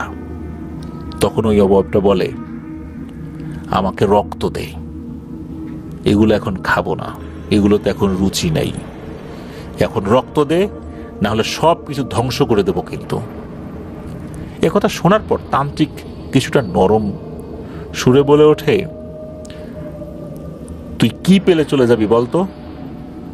তখন ওই অবয়বটা বলে যে কালী মন্দিরের যে পুরোহিত আছে, ওকে দিয়ে একটা পাঠা বলি দিবি, রক্তটুকু শুধু আমার, আর মাংস দরিদ্রদের মাঝে বিলিয়ে দিবি। এই কাজটা করতে হবে আসছে অমাবস্যায় রাত ঠিক 3টার সময়। এই কথাটুকু বলেই ওই অবয়বটা খালামণির শরীর থেকে চলে যায়। উপস্থিত যারা ছিলেন, তারা খালামণিকে যারা ধরে রেখেছিলেন, তাদের একজন ঘটনাক্রমে, যেহেতু খালামণি নড়াচড়া করছিলেন, অস্থির অবস্থায় ছিলেন, ওই একজন আর কি ভুলবশত খালামণির পায়ের উপরে পাড়া দিয়ে রেখেছিলেন। খালামণি বারবার পা সরিয়ে কাউকে লাথি দেওয়ার চেষ্টা করছিলেন, পা ছোটাছুটি করছিলেন এই জন্য। এরপর যখন সকলে মিলে খালামণিকে বিছানায় শুইয়ে দিল, সবাই অন্য ঘরে চলে গেল, ওই যে ছেলেটা যে খালামণির পায়ের উপরে পা দিয়ে চাপ দিয়ে রেখেছিলেন, ওই ছেলেটা লক্ষ্য করে যে তিনি ওই পায়ে আর কোনো শক্তি পাচ্ছেন না, এমনকি হাঁটতেও পারছেন না। ছেলেটার নাম ছিল সৈকত।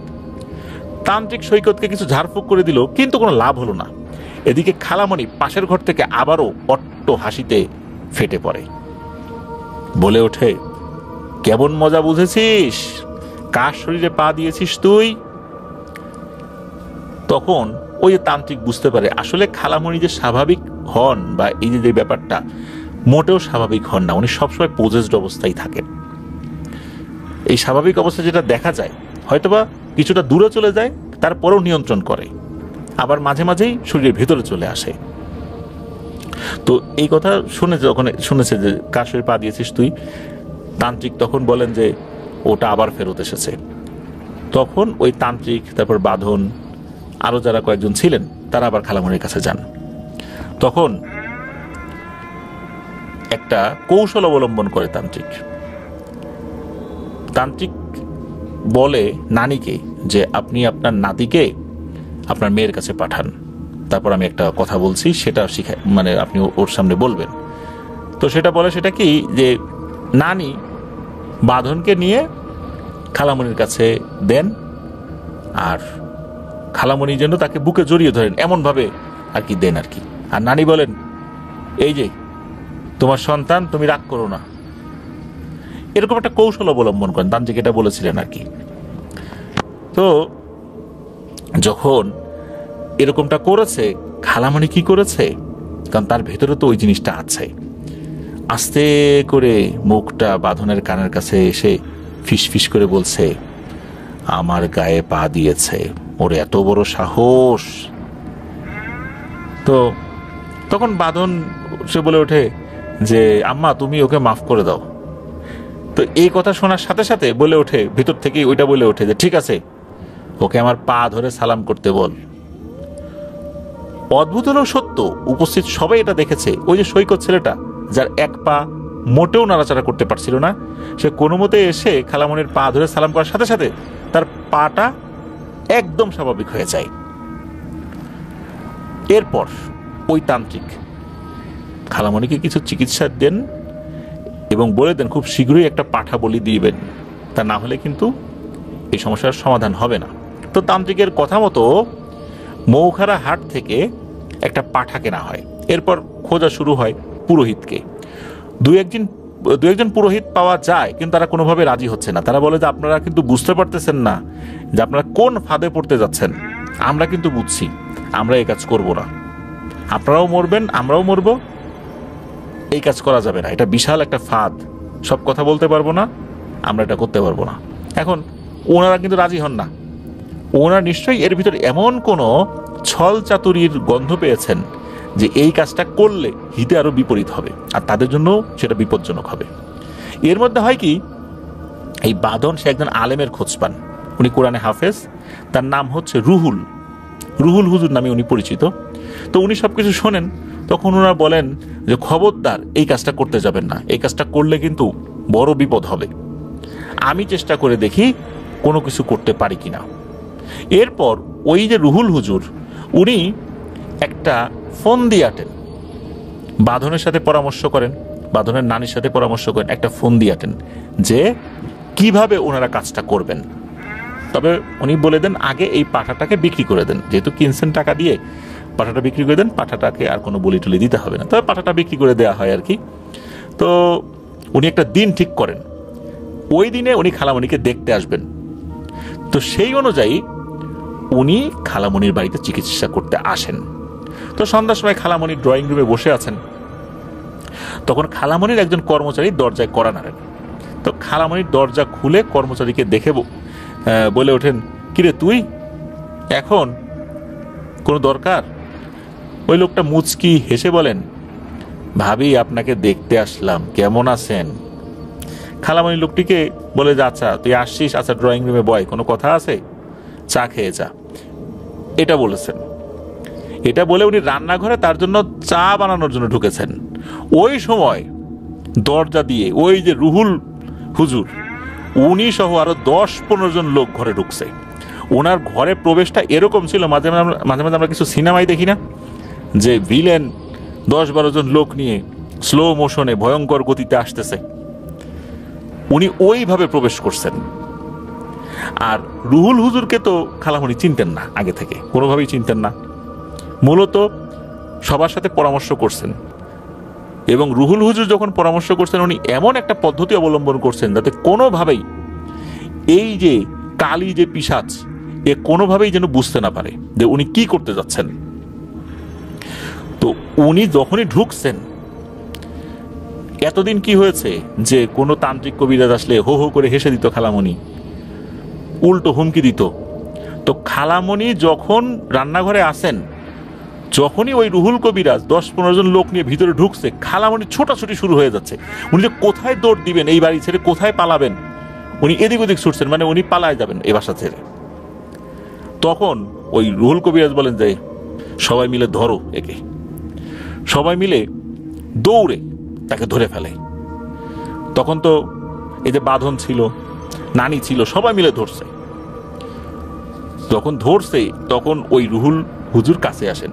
কাছে আসার পর উনি কিছু দোয়া পড়ে ফু দেন, ফু দেওয়ার পরে হেসে দেন। তখন রুহুল হুজুর বলে ওঠেন, কিরে কোথায় পালাবি, তোকে তো আটকে ফেলেছি রে, খুব জ্বালাইছিস, এই মহিলার শরীরে তোকে এখন আটকে ফেলছি, তোর এখন আর কিচ্ছু করার নাই, এখন আমি যা বলবো তুই তাই করবি। তো আসলে রুহুল হুজুর এমন একটা পদ্ধতি অবলম্বন করছেন, এমন একটা সময় বেছে নিয়েছেন, এবং এমন কিছু পদ্ধতি অবলম্বনের মাধ্যমে, কৌশল অবলম্বনের মাধ্যম দিয়ে উনি সাথে সাথে, মানে ঢোকার সাথে সাথে ওই যে জিনটা, সে তো বুঝতে পেরেছিল যে আমার আর নিস্তার নাই, পালাতে হবে। আর তখনই ওই জিনটাকে পালানোর কোনো সুযোগ না দিয়ে খালামণির শরীরের মধ্যে বন্দি করে ফেলেন। তো যাই হোক, এরপর উনি রুকিয়া শুরু করেন। আলহামদুলিল্লাহ উনি রুকিয়াতে সফল হন। উনি ওই জিনটাকে এমন একটা পদ্ধতিতে খালামণির শরীর থেকে আলাদা করে দেন যে ওই জিনটা আর খালামণির উপরে প্রভাব বিস্তার করতে পারবে না। এরপর উনি 21 দিনের জন্য কিছু আমল দিয়ে যান। আর ওই রুহুল হুজুর বলেছিলেন যে ঠিক এখন থেকে 7 দিনের মাথায় একজন ফকির এই বাড়িতে আসবে, তাকে তৃপ্তি করে পেট পুরে খাওয়াতে হবে। কি কি রান্না করা হবে এটাও উনি বলে দিয়েছিলেন। আর রুহুল হুজুর কি পদ্ধতি ওই সময় অবলম্বন করেছিলেন সেই জিনিসটা বলা নিষেধ, এই জন্য তাহিয়ান এই বিষয়ে বলে নাই। অর্থাৎ তার যে রুকিয়ার পদ্ধতিটা, এটা বলা নাকি নিষেধ ছিল, যার কারণে এটা বলা গেল না। সত্যি 7 দিনের মাথায় একজন ফকির এসেছিল। খালামণি নিজ হাতে ওই ফকিরকে খাইয়ে দিয়েছিলেন, বেড়ে বেড়ে খাইয়ে দিয়েছিলেন। ফকির অনেকক্ষণ ধরে, মানে খাওয়ার পর অনেকক্ষণ ধরে খালামণির মাথায় হাত দিয়ে রেখেছিলেন। অনেকক্ষণ ধরে উনি বিড়বিড় করে বিভিন্ন দোয়া পড়েছিলেন। তারপরে জোরে জোরে দোয়া করেছিলেন খালামণির জন্য, আল্লাহ তাআলা তুমি তাকে সুস্থতা দান করো, এটা সেটা এরকম অনেক কিছু বলেছিলেন আর কি। তো এরপর উনি চলে গিয়েছিলেন। পরবর্তীতে ওই রুহুল হুজুরের কাছে জানা যায় এই যে ফকিরটা এসেছিলেন উনি ছিল একজন জিন। অনেকে ভয় পাবে বলে তিনি ফকিরের বেশে এসেছিলেন, আর খাবারটা উনি খেয়েছিলেন সাদাকা হিসাবে। আর এই যে কালী নামক যেই পিশাচিনীটা মানুষকে খুব বিরক্ত করত, মূলত এটাকে ভয়ঙ্করভাবে একটা শাস্তি দিয়েছিলেন এই জিনটা। সাধারণ কোনো জিনের মাধ্যমে এটা আসলে করা যেত না। যেমনটা হয়েছিল খালামণির সাথে থাকা জিন, সে শক্তিশালী হওয়ার পরে সাথে পেরে উঠছিল না। তো যাই হোক, খালামণি আল্লাহর রহমতে একদম ম্যাজিকের মতো আল্লাহর রহমতে পুরোপুরি সুস্থ হয়ে যান। অদ্ভুত ব্যাপার হচ্ছে যে খালামণি এই যে সময়টা পার করেছেন প্রায় 2.5 মাস, উনি শুধু বলেন যে শাপলা তোলার পর উনি বাড়িতে আসছেন, এরপরে ওনারা কিছু মনে নাই। আর এই যে উনি সুস্থ হয়েছেন এতটুকুই উনি বুঝতে পারছেন। তার মানে হচ্ছে এই 2.5 মাস উনি কোথায় গিয়েছেন, কি করেছেন, কি খেয়েছেন, কার সাথে কথা বলেছেন, ওরা কিচ্ছু মনে নাই। অর্থাৎ ওই যে তান্ত্রিক আশিক, সে ঠিকই বলেছিল তাকে দেখা যায় স্বাভাবিক, আসলে স্বাভাবিক না। তার পুরো চেতনাটাই এক মায়াজালে আবদ্ধ হয়ে গেছে। দূর থেকে কখনো নিয়ন্ত্রণ করে, কখনো কাছ থেকে নিয়ন্ত্রণ করে। তার জীবন থেকে যে 2.5 মাস চলে গেল, মাঝখানে কি হয়েছিল সে কিচ্ছু মনে করতে পারে না। যাই হোক, এরপরে ওই যে হুজুর উনি খালামণিকে ফোন দিয়েছিলেন একদিন। ফোন দিয়ে বলেছিলেন যে আপনি কেমন আছেন, কোনো সমস্যা আছে কিনা। খালামণি তখন বলেছেন না, আল্লাহর রহমতে কোনো সমস্যা নেই, আলহামদুলিল্লাহ ভালো আছি। এরপর খালামণি হুজুরের কাছে কিছু দোয়া শিখতে চেয়েছিলেন। খালামণি বলেছিলেন যে আপনি আমাকে আপনার উত্তরসূরি বানান। তখন হুজুর হেসে বলেছিলেন যে আসলে অনেক আমল আছে যেটা আপনি পারবেন না, এটা আপনার জন্য ভয়ানক। শুধু আপনার জন্য না, যে কোনো মহিলা মানুষের জন্যই সেই আমলগুলো ভয়ানক হতে পারে। তারপরও যতটুকু আপনাকে শেখানো যায় আমি শেখাবো। এরপর নাকি ওই হুজুর বিভিন্ন ধরনের পরীক্ষা নিরীক্ষা করেছেন খালামণিকে, কোরআনী বিভিন্ন আমল দিয়েছেন। খালামণি আল্লাহর রহমতে প্রত্যেকটাতেই উত্তীর্ণ হয়েছিলেন। তো এরপর বেশ কিছু বিষয় খালামণি আয়ত্ত করেছিলেন। ওই যে দয়াল পাগল, প্রিয় লিসেনার্স মনে আছে শুরুর দিকে বলেছিলাম, যে বলেছিল যে মরা গরু নিয়ে যাচ্ছে। এই ঘটনার অল্প কয়েকদিন পর গ্রামের এক পুরনো কবরস্থানে এই দয়ালের লাশ পাওয়া যায়। তার মাথাটা সম্পূর্ণ উল্টো দিকে ঘোরানো ছিল, অর্থাৎ তার মাথাটা এই পিঠের দিকে ঘোরানো ছিল। তো দয়ালকে কে মারল কেউ বুঝতে না পারলেও অনুমান কিন্তু অনেকেই করেছিলেন। সুনির্দিষ্ট প্রমাণ না পাওয়া গেলেও সবাই ধারণা করেছিলেন সেই কালীতলার আতঙ্ক, এই কালীটাই এই নিরীহ পাগলটাকে হত্যা করেছে। কারণ সে বলেছিল সেই কাজগুলো করবে। তো খালামণির শুধু ওই শাপলা গাছটা নিয়ে এসে সে যে ছাদে রোপণ করেছিল, অর্থাৎ সে বাড়িতে আসছে, এইটুকুই মনে ছিল। এরপরে কিচ্ছু মনে নেই। দেখুন প্রিয় লিসেনার্স, মাঝখানে সে খুব স্বাভাবিক ছিল, সেই সময়ের স্মৃতিও তার মনে নাই। এভাবেই কিন্তু জীবনের 2.5 মাস উনি হারিয়ে ফেলেছেন, কিছুই মনে করতে পারেন না। খালামণি আল্লাহর রহমতে এখন বেশ কিছু আমল শিখেছেন। উনি নাকি আয়না দেখা, আয়না পড়া, এই জিনিসগুলো এখন শিখেছেন, এটা উনি পারেন আর কি। তো তার জন্য শুভকামনা রইল। লিসেনার্স, চলুন চলে যাব আমাদের এবারের আফ্রিকান ব্ল্যাক ম্যাজিক রিলেটেড দুর্দান্ত একটি ঘটনায়। তো ঘটনা তো চুকসি বলেছে মেহেদী হাসান ভাইকে। তো মূল ঘটনাতে ঢোকার আগে ছোট ছোট দুটি ঘটনা যেটি চুকস বলেছে, এবং এই ঘটনাটিও আমাদের লিসেনারদেরকে জানাতে বলেছে, যার ফলশ্রুতিতে আমরা সেটা শুরুতে বলে মূল ঘটনাতে ঢুকে যাব ইনশাল্লাহ। আর চুকস সে বাংলা ভাষা বোঝে না, সে ইংরেজিতে মূলত কথা বলে এই মেহেদী হাসান ভাই বা অন্যান্যদের সাথে। আর যেহেতু আফ্রিকান ঘটনা, আমরা তো বাংলায় সেটা বোঝার জন্য উপস্থাপন করছি, কিন্তু ঘটনার টোটালটাই কিন্তু আফ্রিকান ভাষাতে হয়েছে। সেটা ইংরেজিতে মেহেদী হাসান ভাইকে বলেছে, মেহেদী হাসান ভাই বাংলায় আমাদেরকে বলেছেন, আমরা বাংলা ভাষায় উপস্থাপন করছি। তো অনেকে আবার বলেন যে এই শব্দটা কি ওনারা বাংলায় বলেছে, অনেকে মজা করে বলেন আসলে বাংলায় বলেন নাই, তারা তাদের ভাষায় বলেছেন, আমরা বোঝার সুবিধার্থে, উপস্থাপনের সুবিধার্থে আমরা আমাদের মাতৃভাষায় উপস্থাপন করছি। তো চুকসের সাথে ঘটে যাওয়া ছোট্ট দুটি ঘটনা দিয়ে শুরু করছি। সাল 2020, তখন চুকসের বয়স 24 কি 25 বছর। দুবাইতে সে তখনও আসেনি। তো তার যে দাদু, বাংলার দাদু, তো উনি বিকেলে চুকসকে সাথে করে নিয়ে বাজারে গিয়েছিলেন। তো বাজার থেকে বেশ অনেক কিছু জিনিসই কিনেছিলেন আর কি। আর এগুলো দুটি বড় বড় বস্তায় ভরে নিয়েছেন, চাল, ডাল, তরকারি। ওখানে কিন্তু একসাথে অনেক বাজার করতে হয়, কারণ আফ্রিকাতে, বিশেষ করে যে গাম্বিয়ার কথা বলছি, গাম্বিয়াতে বাড়ি চুকসের। তো সেখানে কিন্তু রাস্তাঘাটের অবস্থা এত ভালো না। চুকসের গ্রামটাও কিন্তু একদম সাইডে, তাদের বাড়িতে যাওয়ার জন্য কিন্তু একদম যে যানবাহনে করে যাবে বিষয়টা এরকম না, প্রায় 2 কিলোমিটার পথ পায়ে হেঁটে যেতে হবে। তো বাংলার দাদুর সাথে চুকস গিয়েছে। চুকস তো তরতাজা যুবক, আর আফ্রিকান যুবকদের শরীরে কিন্তু শক্তি অনেক বেশি। তো এই বাংলার দাদু বলছেন যে দাদু ভাই তুমি ছোট বস্তাটা নাও আর আমাকে বড়টা দাও, চলো বাড়িতে যাই। এটা বলে বাংলার দাদু বড় বস্তাটা পিঠে করে নিয়ে হন হন করে হাঁটা শুরু করলেন। মানে আমরা ঝোলা বা পুটলি জাতীয় কোনো জিনিস যেভাবে বহন করে থাকি পিঠে, ওরকম আর কি। তো এতটা পথ পায়ে হেঁটে আসতে হবে, তো পায়ে হেঁটেই ওখান থেকে আসলে আসা যাওয়া করতে হয় আর কি। তো চুকস বলেছিল তার পিঠে যে বস্তাটা, এটার ওজন কমপক্ষে 45 কেজির মতো হবেই, আর দাদুর যেটা সেটা 50 কেজির বেশি হবে।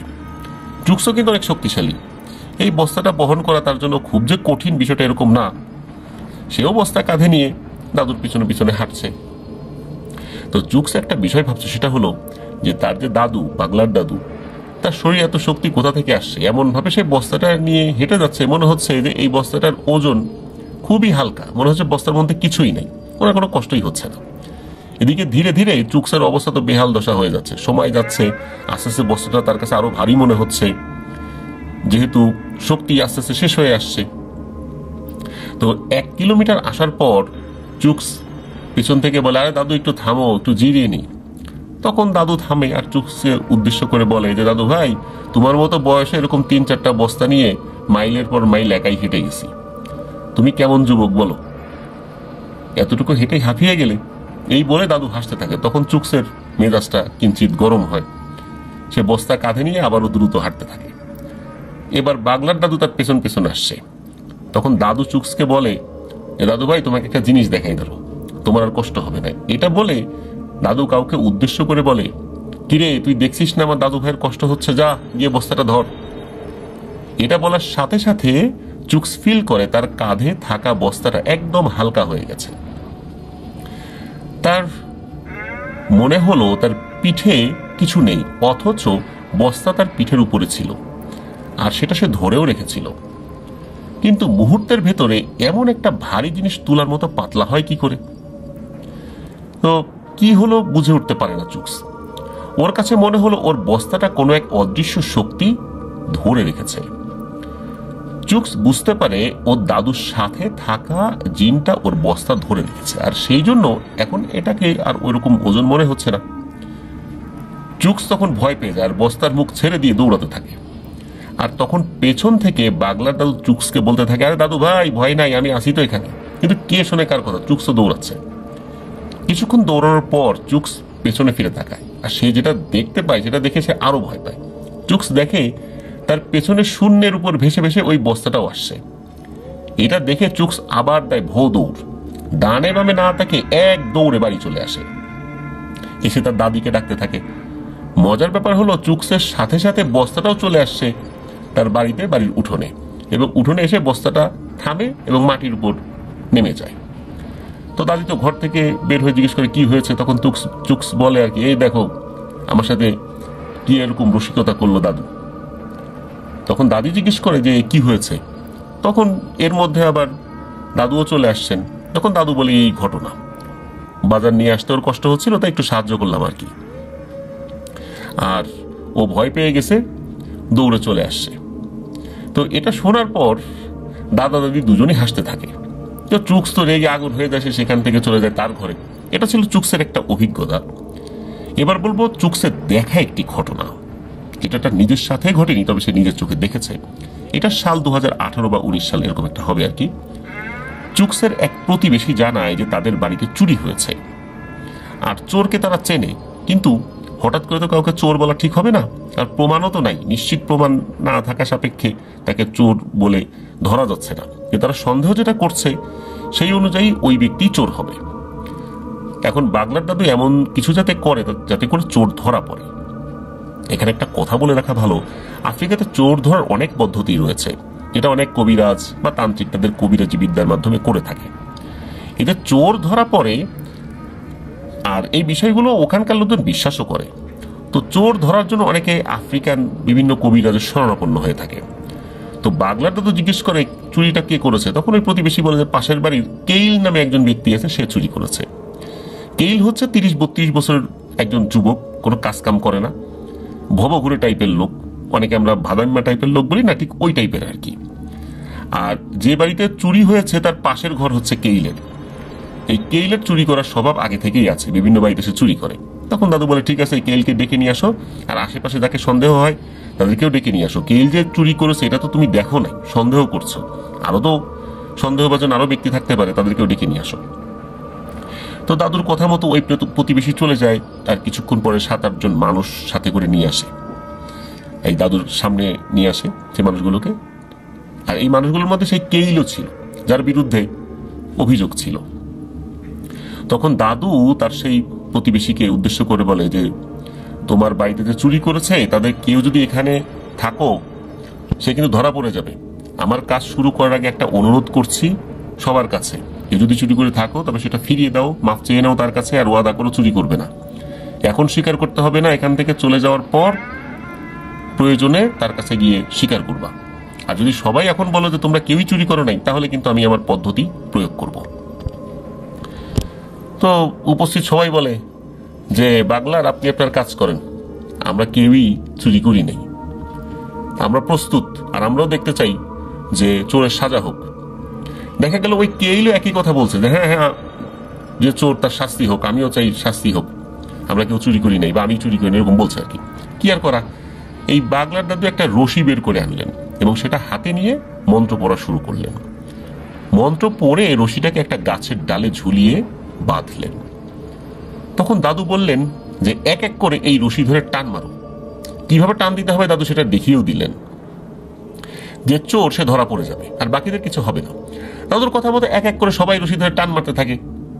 সবাই রশি ধরে টান মারে, আবার ছেড়ে দেয়, চলে যায়, তাদের কিছু হয় না। কেইলকে দেখে কিছুটা নার্ভাস মনে হচ্ছিল।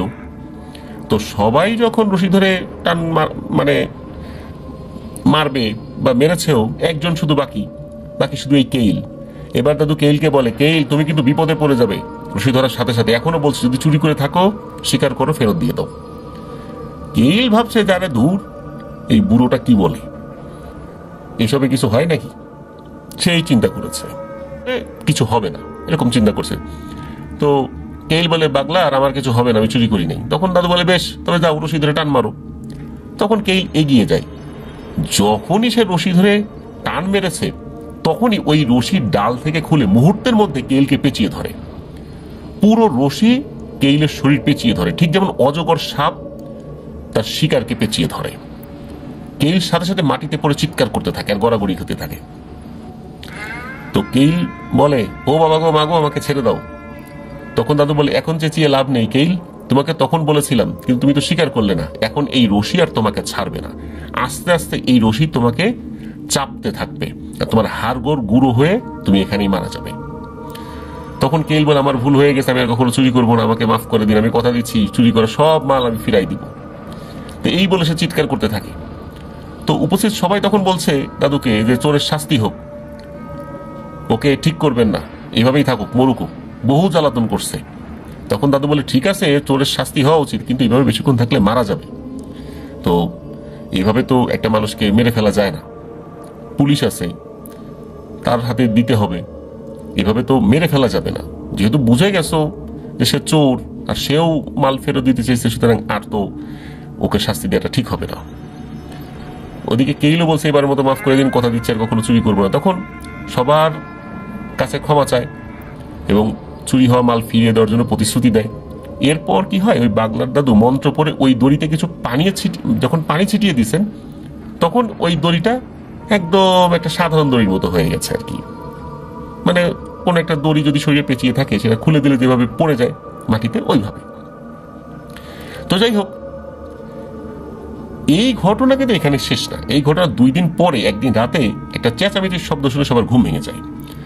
দ্রুত ঘর থেকে বের হয়ে এসে দেখে যে কেইলকে কোনো এক অদৃশ্য শক্তি ধরে ধরে আছাড় মারছে। কি হচ্ছে সব বুঝে ওঠার আগে দাদু কেইলের কাছে যায়। তখন অবশ্য সবকিছু স্বাভাবিক হয়ে গেছে, কেইল তো প্রচন্ড ব্যথায় আর্তনাদ করছে। তো কি হচ্ছে সব মাথায় কারো আসছে না বাড়ির।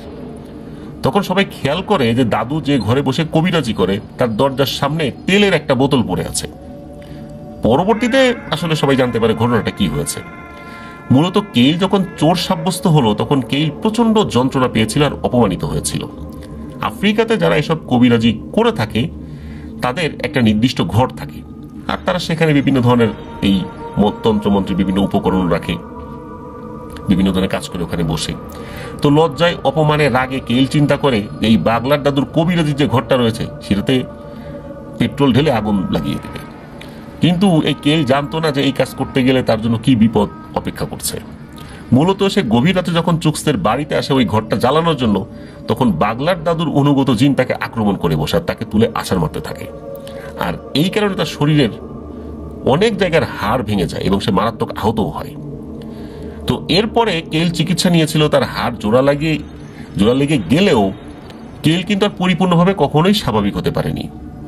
সে এখনো অস্বাভাবিকই রয়েছে। অস্বাভাবিক বলতে সে মানে মানসিকভাবে সুস্থ, কিন্তু সে স্বাভাবিকভাবে হাঁটাচলা করতে পারে না।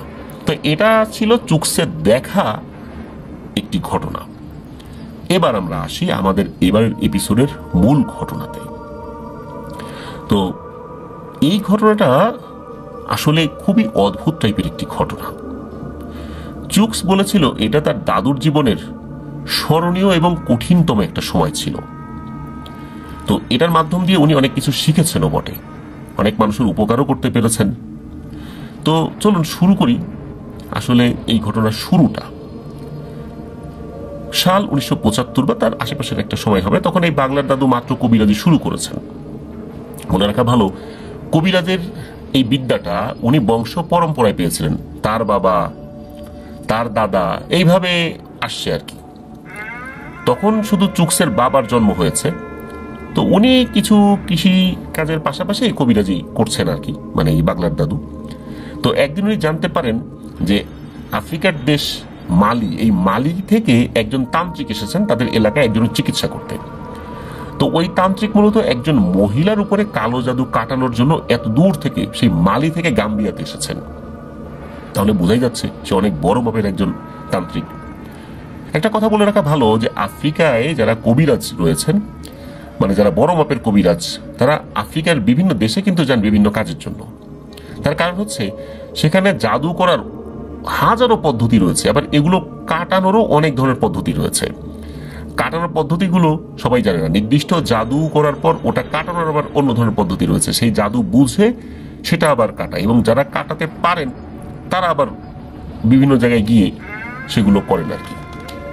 তো এখন যেহেতু অনেকভাবেই যাওয়া যায়, যোগাযোগ ব্যবস্থার যতটুকু উন্নয়ন হয়েছে এখন তো মোটামুটি যাওয়া যায়, একটা সময় তো আসলে এইভাবে যাওয়া যেত না।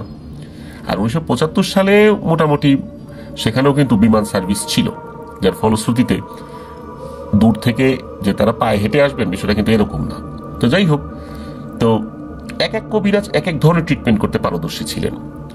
দেখা যাচ্ছে যে কেউ শুধু মাথা ব্যথার ট্রিটমেন্ট করতে পারতেন, কেউ হাড় ভাঙা ট্রিটমেন্ট করতে পারতেন, কেউ জ্বর সারানোর ট্রিটমেন্ট করতে পারতেন, কেউ বসন্ত রোগের ট্রিটমেন্ট করতে পারতেন। মানে এক এক কবিরাজ এক এক ধরনের বিদ্যায় পারদর্শী ছিলেন। তো যাই হোক, বাংলার দাদু খবর পেয়ে ওই মালির তান্ত্রিক গুরুর সাথে দেখা করতে যান। গিয়ে দেখেন যে ওই তান্ত্রিক গুরু একটা বাড়িতে এক মহিলার চিকিৎসা করছে। এই মহিলার উপর তাদের এক আত্মীয় ভয়ঙ্কর কালো জাদু করেছিল বলে শুনতে পাওয়া যায়। ওই মহিলার সমস্যা হচ্ছে উনি কিছু খেতে পারেন না, আর পেটে ভয়ঙ্কর যন্ত্রণা হয়। মহিলা দিনে দিনে শুকিয়ে যাচ্ছেন না খেতে পেরে। অনেক কবিরাজ দেখিয়েও কোনো লাভ হয়নি, কারণ তার উপরে ভয়ঙ্কর এক কালো জাদু করেছে তারই এক আত্মীয়। অবশেষে মালি থেকে এই তান্ত্রিককে আনা হয়েছে তার চিকিৎসার জন্য। যাই হোক, বাংলার দাদু গিয়ে দেখেন ওই তান্ত্রিক গুরু একটা শুকনো ফুল আগুনে পুড়িয়ে ছাই বানিয়ে নিলেন, তারপর সেটাকে পানির সাথে গুলিয়ে খাইয়ে দিলেন ওই মহিলাকে। ওই ফুলের ছাই মিশ্রিত পানি খাওয়ার সাথে সাথে ওই মহিলা বমি করেন। আর যখন উনি বমি করেছেন তখন ওনার বমির সাথে তাজা রক্ত আর কিছু মাংসের টুকরো বেরিয়ে আসে। এরপর ওই মহিলা দুর্বল হয়ে যান এবং শুয়ে থাকেন। তারপর তার মাথায় পানি ঢালা হয়। অল্প সময়ের মধ্যে ওই মহিলা আগের থেকে বেশ সুস্থতা বোধ করেন এবং অন্যদের সাথে কথাও বলতে থাকেন যে তিনি আগের থেকে অনেক ভালো ফিল করছেন। এরপর তাকে খাবার দেওয়া হয়, অনেক খাবার উনি খান। বেশ কিছুদিন পর উনি পেট ভরে খাবার খাচ্ছেন। মূলত খাবার উনি খেতেই পারেন নাই বেশ কিছুদিন। তখন ওই তান্ত্রিক বলেন, যাক, বিপদ কেটে গেছে, এখন থেকে আর কোনো সমস্যা নেই, ও খেতে পারবে। পরবর্তীতে ওই তান্ত্রিক গুরু সবাইকে বলেন যে এই মহিলাকে একটা নবজাতক শূকরের বাচ্চার মাংস দিয়ে কালো জাদু করা হয়েছিল। এই নবজাতক শূকর দিয়ে নাকি অনেক ভয়ঙ্কর কালো জাদু করা হয়, আর যার উপর এটা করা হয় সে নাকি না খেতে খেতে মারা যায়। তবে ভয়ঙ্কর ব্যাপার এখানেই শেষ নয়। সবচেয়ে ভয়ঙ্কর ব্যাপার হচ্ছে এই জাদু কাটানোর একমাত্র পদ্ধতি হচ্ছে এক ধরনের বিশেষ ফুল, যেটা গুঁড়ো করে পানির সাথে মিশিয়ে খাওয়ালে এই মাংস বমির সাথে বের হয়ে আসবে। এখন একটা ব্যাপার রয়েছে, এই ব্যাপারটা জানলে প্রিয় লিসেনার্স আপনারা আসলেই অবাক হবেন।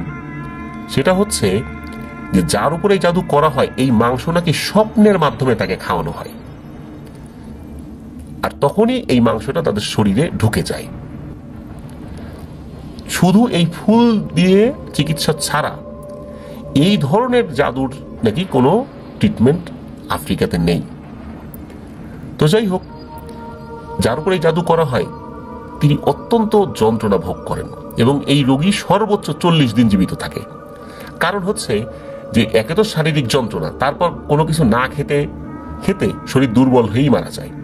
প্রথমে পেট ব্যথা হতে থাকে, সেটা ধীরে ধীরে বাড়তে থাকে, খাবার খেলে বমি হয়, একসময় রক্ত বমি হয়, এরপর শরীর দুর্বল হয়ে যায়, ধীরে ধীরে মারা যায়। মোটামুটি 40 দিনের মধ্যেই এই প্রক্রিয়াটা শেষ হয়। যার শরীর খুব স্ট্রং সেও সর্বোচ্চ 40 দিন বেঁচে থাকে, আর যে এমনিতে দুর্বল সে আরো আগে মারা যায়, আরো দুর্বল হয়ে। যাই হোক, এই তান্ত্রিক গুরু এই ধরনের কথা বলছিলেন, তো উপস্থিত লোকদের মধ্যেই বাগলার দাদু তো ছিলেন। তো বাগলার দাদু অপেক্ষা করতে থাকেন ওই তান্ত্রিক গুরুর সাথে কথা বলার জন্য। অবশেষে তিনি সুযোগও পেয়ে যান। তো নিজের পরিচয় দেন, উনি বলেন যে উনি টুকটাক কবিরাজি শিখছেন বা শিখেছেন, বংশ পরম্পরায় শিখেছেন। মালির ওই তান্ত্রিক গুরুর সাথে উনি গল্প করা শুরু করে দেন। তো উনি দেখেন যে এই তান্ত্রিক গুরু আসলে সাধারণ কোনো তান্ত্রিক নয়, উনি অনেক বড় মাপের একজন তান্ত্রিক। এবং আরো ভালো যে ব্যাপারটা সেটা হচ্ছে এই তান্ত্রিক গুরু অত্যন্ত বিনয়ী, ভদ্র একজন মানুষ। যদিও বা ব্ল্যাক ম্যাজিক করেন, কিন্তু তার কথাবার্তায় মানে চালচলনে খুবই ভদ্র এবং বিনয়ী বলে মনে হচ্ছে। এবং দেখা যায় যে এই টাইপের লোকজন বেশ অহংকারী হয়, কাউকে পাত্তা দেয় না। কিন্তু এই বাংলাদেশ দেখলেন যে না, উনি এর টোটালটাই ব্যতিক্রমী। তাহলে বোঝা যাচ্ছে যে উনি বড় মাপের সাধক। কারণ অনেক বড় মাপের সাধকরা কখনোই তাদের আচার আচরণে তিনি যে অনেক কিছু জানেন এটা প্রকাশ করতে দিতে চান না, এমন ভাব ধরে থাকেন যে আসলে উনি কিছুই জানেন না। তো ওনার এই বিনয়ী এবং ভদ্র ভাব দেখে বাগলার দাদু ওনার প্রতি খুব ভক্ত হয়ে যান, যেটা বলতে হবে আর কি। আর বাগলার দাদুর কথাবার্তায় ওই তান্ত্রিক গুরুও বাগলার দাদুকে খুব স্নেহ করতে থাকেন, কারণ ওই তান্ত্রিক গুরুরও বেশ বয়স হয়েছিল। এক পর্যায়ে বাগলার দাদু বলেন যে গুরুজি, আমি যদি আপনার কাছে জ্ঞান শিক্ষা করতে চাই, আপনি কি শিখাবেন? আমি যদি আপনার দেশে যাই মাঝে মাঝে, আপনি কি শেখাবেন? তখন উনি বলেন যে ঠিক আছে, তুমি যেও, অবশ্যই আমার জানা যা যা আছে আমি সেগুলো পর্যায়ক্রমে শেখানোর চেষ্টা করব। তো এরপরে কেটে যায় প্রায় 20টি বছর। ততদিনে বাগলার দাদু ওই তান্ত্রিক গুরুর সান্নিধ্যে অনেক বড় একজন কবিরাজ হয়ে উঠেছেন। এই 20 বছরে অনেকবার গেছেন কিন্তু ওই মালির তান্ত্রিক গুরুর কাছে। যান, মাসখানেক থাকেন, আবার চলে আসেন, যেহেতু ওনার পরিবার ছিল, এদিকে ওনার ক্ষেত খামার রয়েছে, এগুলো মাসখানেকের জন্য দায়িত্ব দিয়ে কাজ গুছিয়ে উনি যেতেন, আবার ফেরত আসতেন। তো একবারে শিখে তো আসা সম্ভব না, ওনার পরিবার আছে, বাচ্চা কাচ্চা আছে, স্ত্রী আছে। তো ওই তান্ত্রিক গুরু জানতেন। তো এভাবে অল্প অল্প করে 20 বছরে ওনার কাছ থেকে অনেক জিনিসই উনি শিখেছেন। তো এবার আসি 2000 সালের একটি ঘটনায়। একদিন বাগলার দাদুর কাছে খবর আসে তার গ্রামের একজন মোড়ল শ্রেণীর লোক, যার নাম হচ্ছে মার্কাস, সে খুব অসুস্থ, তার পেটে অনেক ব্যথা, কিছু খেলে বমি হয়ে যাচ্ছে। মার্কাস নাকি ডাক্তার তো দেখিয়েছে, অনেক কবিরাজও দেখিয়েছে, তারা তাদের মতো করে ট্রিটমেন্ট করেছে, কিন্তু কোনো ফল হচ্ছে না। বিষয়টা মার্কাসের কাছে খুবই অস্বাভাবিক লাগছে, আর উনি মৃত্যুর প্রহর গুনছেন। তো বাগলার দাদুর কাছে এসে দেখা করার মতো শারীরিক শক্তি তার এখন আর নাই। বাগলার দাদু নিজে গিয়ে যেন তার সাথে দেখা করেন, যেহেতু মার্কাস গ্রামের একজন সম্মানিত ব্যক্তি, আর বাগলার দাদুকে উনি ডেকে পাঠিয়েছেন, অনুরোধ করেছেন। তো খবর পেয়ে উনি সব কাজ ফেলে দ্রুত এই মার্কাসকে দেখার জন্য ছুটে যান। গিয়ে দেখেন যে মার্কাস অনেক অসুস্থ, উনি বিছানায় শুয়ে আছেন। তো মার্কাসের সাথে কথা বলে উনি বুঝতে পারেন তার উপর কালো জাদু করা হয়েছে। তো দাদু মার্কাসকে জিজ্ঞেস করে, আচ্ছা আপনি কি স্বপ্নের মধ্যে খুব অল্প দিনের মধ্যে কিছু খেয়েছেন, স্বপ্নে এরকম কোনো কিছু? তখন মার্কাস বলে যে 6-7 দিন আগে স্বপ্নের মধ্যে উনি কিছু মাংস খেয়েছেন, তবে কিসের মাংস এটা উনি বলতে পারেন না। মূলত তার পর দিন থেকে ওনার এই অসুস্থতা শুরু হয়েছে। তখন দাদু বুঝে যান যে আজ থেকে 20 বছর আগে গ্রামের এক মহিলার উপর যে জাদু করা হয়েছিল, আর এটার চিকিৎসা করার জন্য তার তান্ত্রিক গুরু মালি থেকে এখানে এসেছিলেন, নিশ্চয়ই এটা সেটাই, সেই পদ্ধতিতেই তার উপর জাদু করা হয়েছে। আর এই পদ্ধতিতে যদি কারোর উপর জাদু করা হয়, এটার চিকিৎসা করার জন্য একমাত্র উপায় হচ্ছে সেই ফুলটা। বাগলার দাদু তখন মার্কাসকে বলেন যে আপনার উপর যে কালো জাদু করা হয়েছে, এই জাদু কাটানো খুবই কঠিন। এক ধরনের ফুল রয়েছে, সেটা প্রয়োজন হবে এই জাদু কাটাতে, কিন্তু সমস্যা হচ্ছে এই ফুল সংগ্রহ করা খুবই কঠিন থেকে কঠিন কাজ। আপনাকে অপেক্ষা করতে হবে যতদিন পর্যন্ত এই ফুল আমি সংগ্রহ করছি ততদিন পর্যন্ত, এছাড়া বিকল্প আর কোনো উপায় নেই। কোনো পদ্ধতি অবলম্বন করে জাদু কাটানো যাবে না। তখন মার্কাস বলেন, বেশি সময় লাগবে, আমি তো মরেই যাব, দ্রুত করো বাগলার, যত টাকা লাগে নাও, কিন্তু আমাকে বাঁচাও। কিন্তু জাদু বলেন যে আমি আসলে নিরুপায়, আমি চাইলেও এই ফুল সহজে আপনাকে এনে দিতে পারবো না। এই ফুল পেতে হলে আমাকে কঠিন থেকে কঠিনতম সাধনা করতে হবে, আমাকে 22 থেকে 23 দিন সময় দিতে হবে, তাছাড়া আমি কিচ্ছু করতে পারবো না। আমি কেন, দুনিয়ার কোনো কবিরাজি কিছু করতে পারে না এইটার এগেইনস্টে। তখন মার্কাস বলেন, এতদিন আমি মারা যাব। তখন দাদু বলেন যে আমি আমার তান্ত্রিক গুরুর কাছ থেকে যে ধরনের বিদ্যা শিখেছি, তাতে করে তান্ত্রিক গুরু যদি ওই ফুল আমাকে দিতেন তাহলে কোনো কাজ হতো না। এই ফুলের একটা বিশেষত্ব রয়েছে, এই ফুল যার কাছে থাকবে শুধু সেই চিকিৎসা করতে পারবে, সে অন্যকে দিলে এটা আবার হবে না। যার জন্য আমি আমার তান্ত্রিক গুরুর কাছ থেকে এই ফুলটা নিতে পারিনি, বা উনি দিলেও কোনো কাজ হতো না। এই ফুল দিয়ে চিকিৎসা করতে হলে যিনি চিকিৎসা করবেন তাকেই সাধনা করে এই ফুলটা অর্জন করতে হবে। এটাই সবচাইতে বড় সমস্যা, যার কারণে আমি চাইলেও আমি এখন আমার তান্ত্রিক গুরুর কাছে আপনাকে নিয়ে যেতে পারবো না, কারণ উনি এখন জীবিত আছেন কিনা আমি জানি না, আর ওনার কাছে সেই ফুল এখনো আছে কিনা সেটাও একটা বিষয়। মাঝখান থেকে অনেকটা সময় চলে যাবে। এই জন্যই আমি এই সাধনাটা করতে চাই, কারণ অনেকদিন থেকে ইচ্ছা ছিল এই সাধনাটা আমি করব। যেহেতু আপনার এই সমস্যা, আমার নিজের ইচ্ছা থেকেই আমি এই কাজটি করতে চাই। আর আপনি মারা যাবেন না। আমার তান্ত্রিক গুরু বলেছিলেন যে যদি কখনো এই ধরনের সময় লাগে তাহলে বিশেষ এক ধরনের তরল খাবার, যেটা ভিটামিন রয়েছে, মিনারেলস রয়েছে, সেই কিছু খাবার খেতে হবে, তাহলে আপনি দুর্বল হয়ে মারা যাবেন না।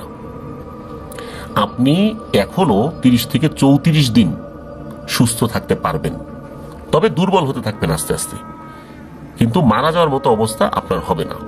এতটুকু বলেন আর কি বাগলার দাদু, তাকে সাহস দেন। তো ওই মার্কাস উনিও বাগলার দাদুর কথায় একটু আশ্বস্ত হন। তো এরপর কিছু তরল জাতীয় খাবার, আফ্রিকান কিছু তরল জাতীয় খাবার যেগুলো খেলে শরীরে শক্তি হয়, ভিটামিন মিনারেল যেগুলো রয়েছে আর কি, তো ওই বিশেষ কিছু খাবার উনি বলে দেন আর কি। এটা অনেকেই খায় আর কি আফ্রিকাতে। তো এটা খেলে পেটের ব্যথাও কিছুটা কমবে আর যন্ত্রণা কম হবে।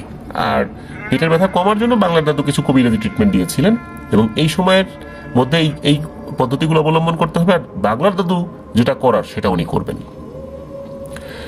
তো 2000 সালের দিকে তখন চুকস কিন্তু খুব ছোট, খুবই ছোট। আর তখন এই যে আমরা যে নরকের পিশাচ ঘটনাটি বলেছিলাম, যেখানে চুকসের ফুপু মারা গিয়েছিল, তখন সেই ফুপুও ছোট আর কি, ফুপু চুকসের থেকে একটু বড় বয়সে আর কি। তো যাই হোক, এখন তো বাগলার দাদু সেই ফুল সংগ্রহ করবেন। মালির ওই তান্ত্রিক গুরু বাগলার দাদুকে বলেছিলেন এই ফুল কোনো সাধারণ ফুল নয়, এটা যে কোনো পাহাড়ের মাথার উপরে ফোটে সেখানে গিয়ে সংগ্রহ করে আনতে হবে বিষয়টা এরকমও না। এই ফুল ফোটে শুধু একটি মাত্র ফুলের বাগানে, আর এই ফুলের বাগান হচ্ছে জিনেদের দেশে। একটা শক্তিশালী জিনের রাজার বাড়িতে রয়েছে এই ফুলের বাগান। আর এই ফুলের বাগানে প্রবেশ করা মানুষ তো দূরের কথা, কোনো জিনেরাও এটা পারবে না। এই ফুল সংগ্রহ করার একটি উপায়, সেটা হচ্ছে এই জিনের বাদশার মেয়ে রয়েছে, তার নাম হচ্ছে লুলুফিয়ন। মূলত এই ফুলের বাগানটা লুলুফিয়নের হাতে গড়া, এটা দেখাশোনা সে নিজেই করে। এই জিনেদের রাজকন্যা লুলুফিয়ন যদি কাউকে নিজে থেকে এই ফুল এনে দেয় তবেই শুধু এটা পাওয়া সম্ভব। যদি কেউ কখনো চুরি করেও তাহলেও কোনো কাজ হবে না এই ফুল দিয়ে। শুধু লুলুফিয়ন নিজে থেকেই যদি এটা দেয় তাহলেই কাজ হবে। এই জন্য লুলুফিয়নকে ডেকে আনতে হয়, তাকে বুঝাতে হয়। আর সে যদি বোঝে, তাকে মানানো যায়, সে যদি দেয় তাহলে ভালো, আর তা না হলে কিন্তু বিপদ। আর ভয়ঙ্কর এক সাধনা করে তাকে ডাকতে হয়। মালিক তান্ত্রিক গুরু বাগলার দাদুকে কিন্তু এই পদ্ধতিটা শিখিয়ে দিয়েছিলেন যে তোমার যদি কখনো এরকম প্রয়োজন হয় যে এই পদ্ধতি আমি সংগ্রহ করেছি, তুমি এই পদ্ধতিতে এই লুলুফিয়নকে ডাকতে পারো।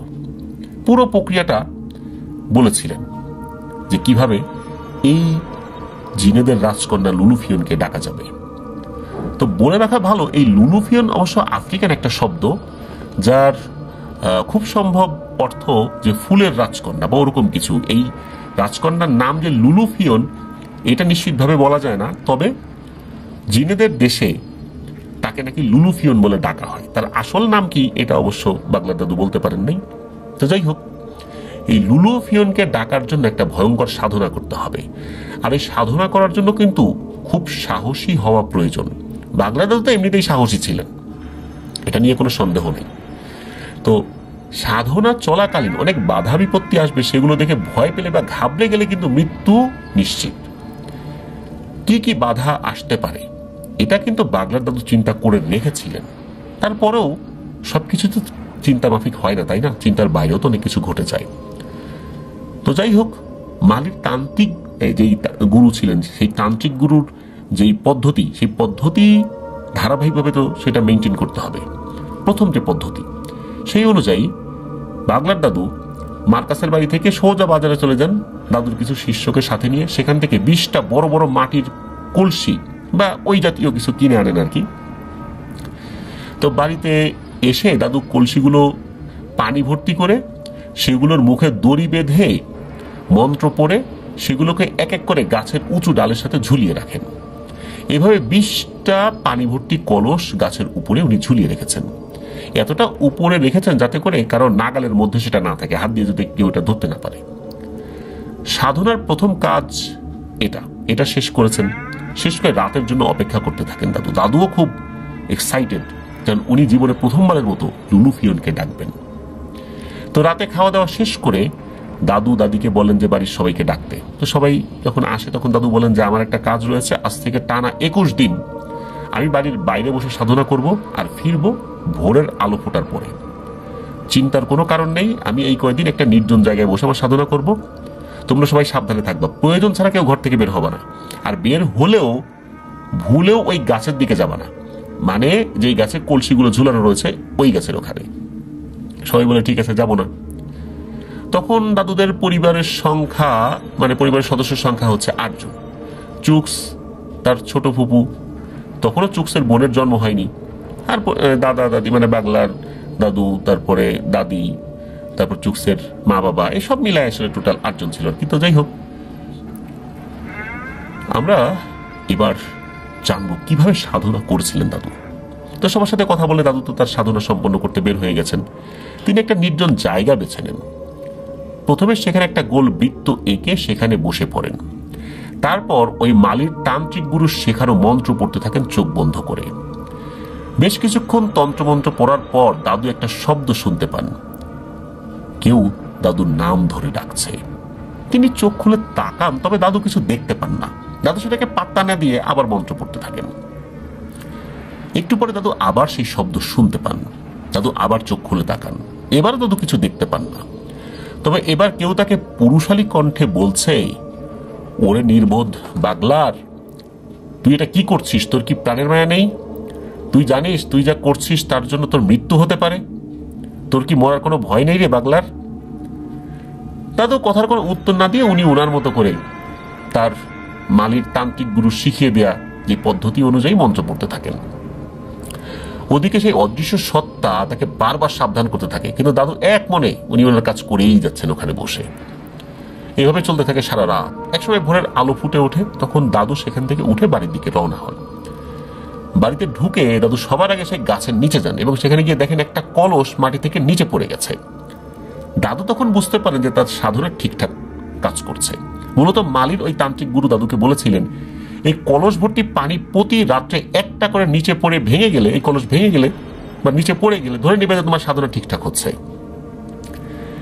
বাড়িতে ফেরার পর দাদি ও বাড়ির অন্যান্য সদস্য দাদুকে জানান যে মাঝরাতে একটা শব্দে তাদের ঘুম ভেঙে যায়। মনে হচ্ছিল বিশাল কোনো কিছু একটা তাদের বাড়ির দিকে হেঁটে আসছে, আর সেটা হেঁটে আসার কারণে মাটিতে ধূপধাপ শব্দ হচ্ছে। মাটি হালকা কেঁপে উঠছিল, মনে হচ্ছে হালকা ভূমিকম্প হচ্ছে। একসময় ধপাস করে একটা আওয়াজ হলো, যেটা ছিল এই কলস ভাঙার শব্দ। তারপর ওই জিনিসটা আবার ধূপধাপ শব্দ করতে করতে মনে হলো যেদিক থেকে এসেছিল ওই দিকে চলে গেল। দাদু যেহেতু নিষেধ করেছিলেন যে কাউকে বাইরে বের না হতে, এই জন্য ঘর থেকে কেউ বাইরে বের হন নাই। এভাবেই প্রথম দিনের কাজ সম্পন্ন হয়। এভাবে টানা 7 দিন চলল। এই 7 দিনে দাদু যখন এই জায়গায় একটা নির্দিষ্ট জায়গায় সাধনা করতেন, একটা গন্ডি এঁকে, একটা গোল একটা বৃত্ত এঁকে, তখন ওই অদৃশ্য সত্তাটা তার কাছে এসে বিভিন্ন ধরনের হুমকি ধামকি দিত। তবে দাদু চোখ খুলে কিছু দেখতে পেতেন না। দাদু এক মনে তার সাধনা করেই যেতেন।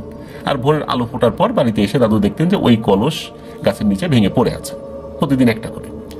আর বাড়িতে এসে দাদু সবার কাছ থেকে শুনতে পেতেন ওই রাতে, মানে প্রত্যেক রাতে, প্রথম রাতে যেটা হয়েছিল, ধূপধাপ করে কেউ একজন আসে, টপাস করে শব্দ হয়, কলস ভাঙা, আবার চলে যায়। তো এভাবে প্রতি রাত্রেই হয়। তো এর মাঝে কি হয়েছে, এই চুকসের বাবা কৌতূহলবশত যখন ওই যে ধূপধাপ শব্দ হচ্ছিল, উনি ঘর থেকে চুপি চুপি বের হয়েছেন বাইরে কি হয় সেটা দেখার জন্য। উনি তার গাছের কাছে যান নাই, মানে দূর থেকে দেখবেন আর কি। তো উনি যেটা দেখতে পান সেটা দেখে উনি মারাত্মক ভয় পেয়ে এক দৌড়ে ঘরে গিয়ে দরজা লাগিয়ে দেন। চুকসের বাবা দেখেন একটা বিশাল আকৃতির দৈত্যের মতো অবয়ব, যার উচ্চতা আনুমানিক 30 ফুট মতো হবে। সেটা শারীরিক গঠন মানুষের মতো হলে মুখটা গরিলার মতো। তো সেটা ওই গাছের নিচে এসে কুজো হয়ে একটা কলস ধরে এক টানে মাটিতে ফেলে দিল, মানে এমন ভাবে টান দিল দড়িটাও ছিঁড়ে গেল, কলসটাও মাটিতে পড়ে গেল। মানে মাটিতে ফেলে দিয়ে ওই জিনিসটা ভেঙে দিয়ে সে যে দিক দিয়ে এসেছিল ওই দিকে চলে গেছে, এবং সম্পূর্ণ কাজটা করলো মাত্র কয়েক সেকেন্ডের ভেতরে। মানে ওই কলসটা ধরা, টান দেয়া, ছুঁড়ে ফেলা, এটা কয়েক সেকেন্ড লেগেছে। তারপর সে যেভাবে হেঁটে এসেছিল ওইভাবে চলে গেল। তো এসব শোনার পর সেদিন দাদু চুকসের বাবাকে অনেক বকাঝকা করেছিল, এটা চুকস জানিয়েছিল। কারণ হচ্ছে যে ওই অবয়বটা যদি চুকসের বাবাকে একবার দেখতে পেত তাহলে নিশ্চিত মেরে ফেলত। যেহেতু চুকসের বাবা গাছ থেকে বেশ দূরে ছিল, এই জন্য দেখতে পাইনি। আর সে এক দৌড়ে চলে গিয়েছে, এইটাও ওই অবয়বটা দেখতে পাইনি। দেখলে নিশ্চিত মেরে ফেলত, ঘর ভেঙে হলেও তাকে বের করে মেরে ফেলত। তো যাই হোক, সাধনার অষ্টম রাতের কথা, 7 রাত তো উনি কিছুই দেখেন, খালি অদৃশ্য সত্তার কথা শুনেছেন। বরাবরের মতো অষ্টম রাত্রে দাদু তো চোখ বুজে বসে মন্ত্র পড়ছেন। বাকি 7 দিন উনি যেখানে বসে সাধনা করেছিলেন ঠিক ওখানেই বসে। হঠাৎ দাদু অন্যান্য দিনের মতো কোনো কিছু শব্দ শুনলেন। শব্দ শুনে চোখ খুলে তাকান।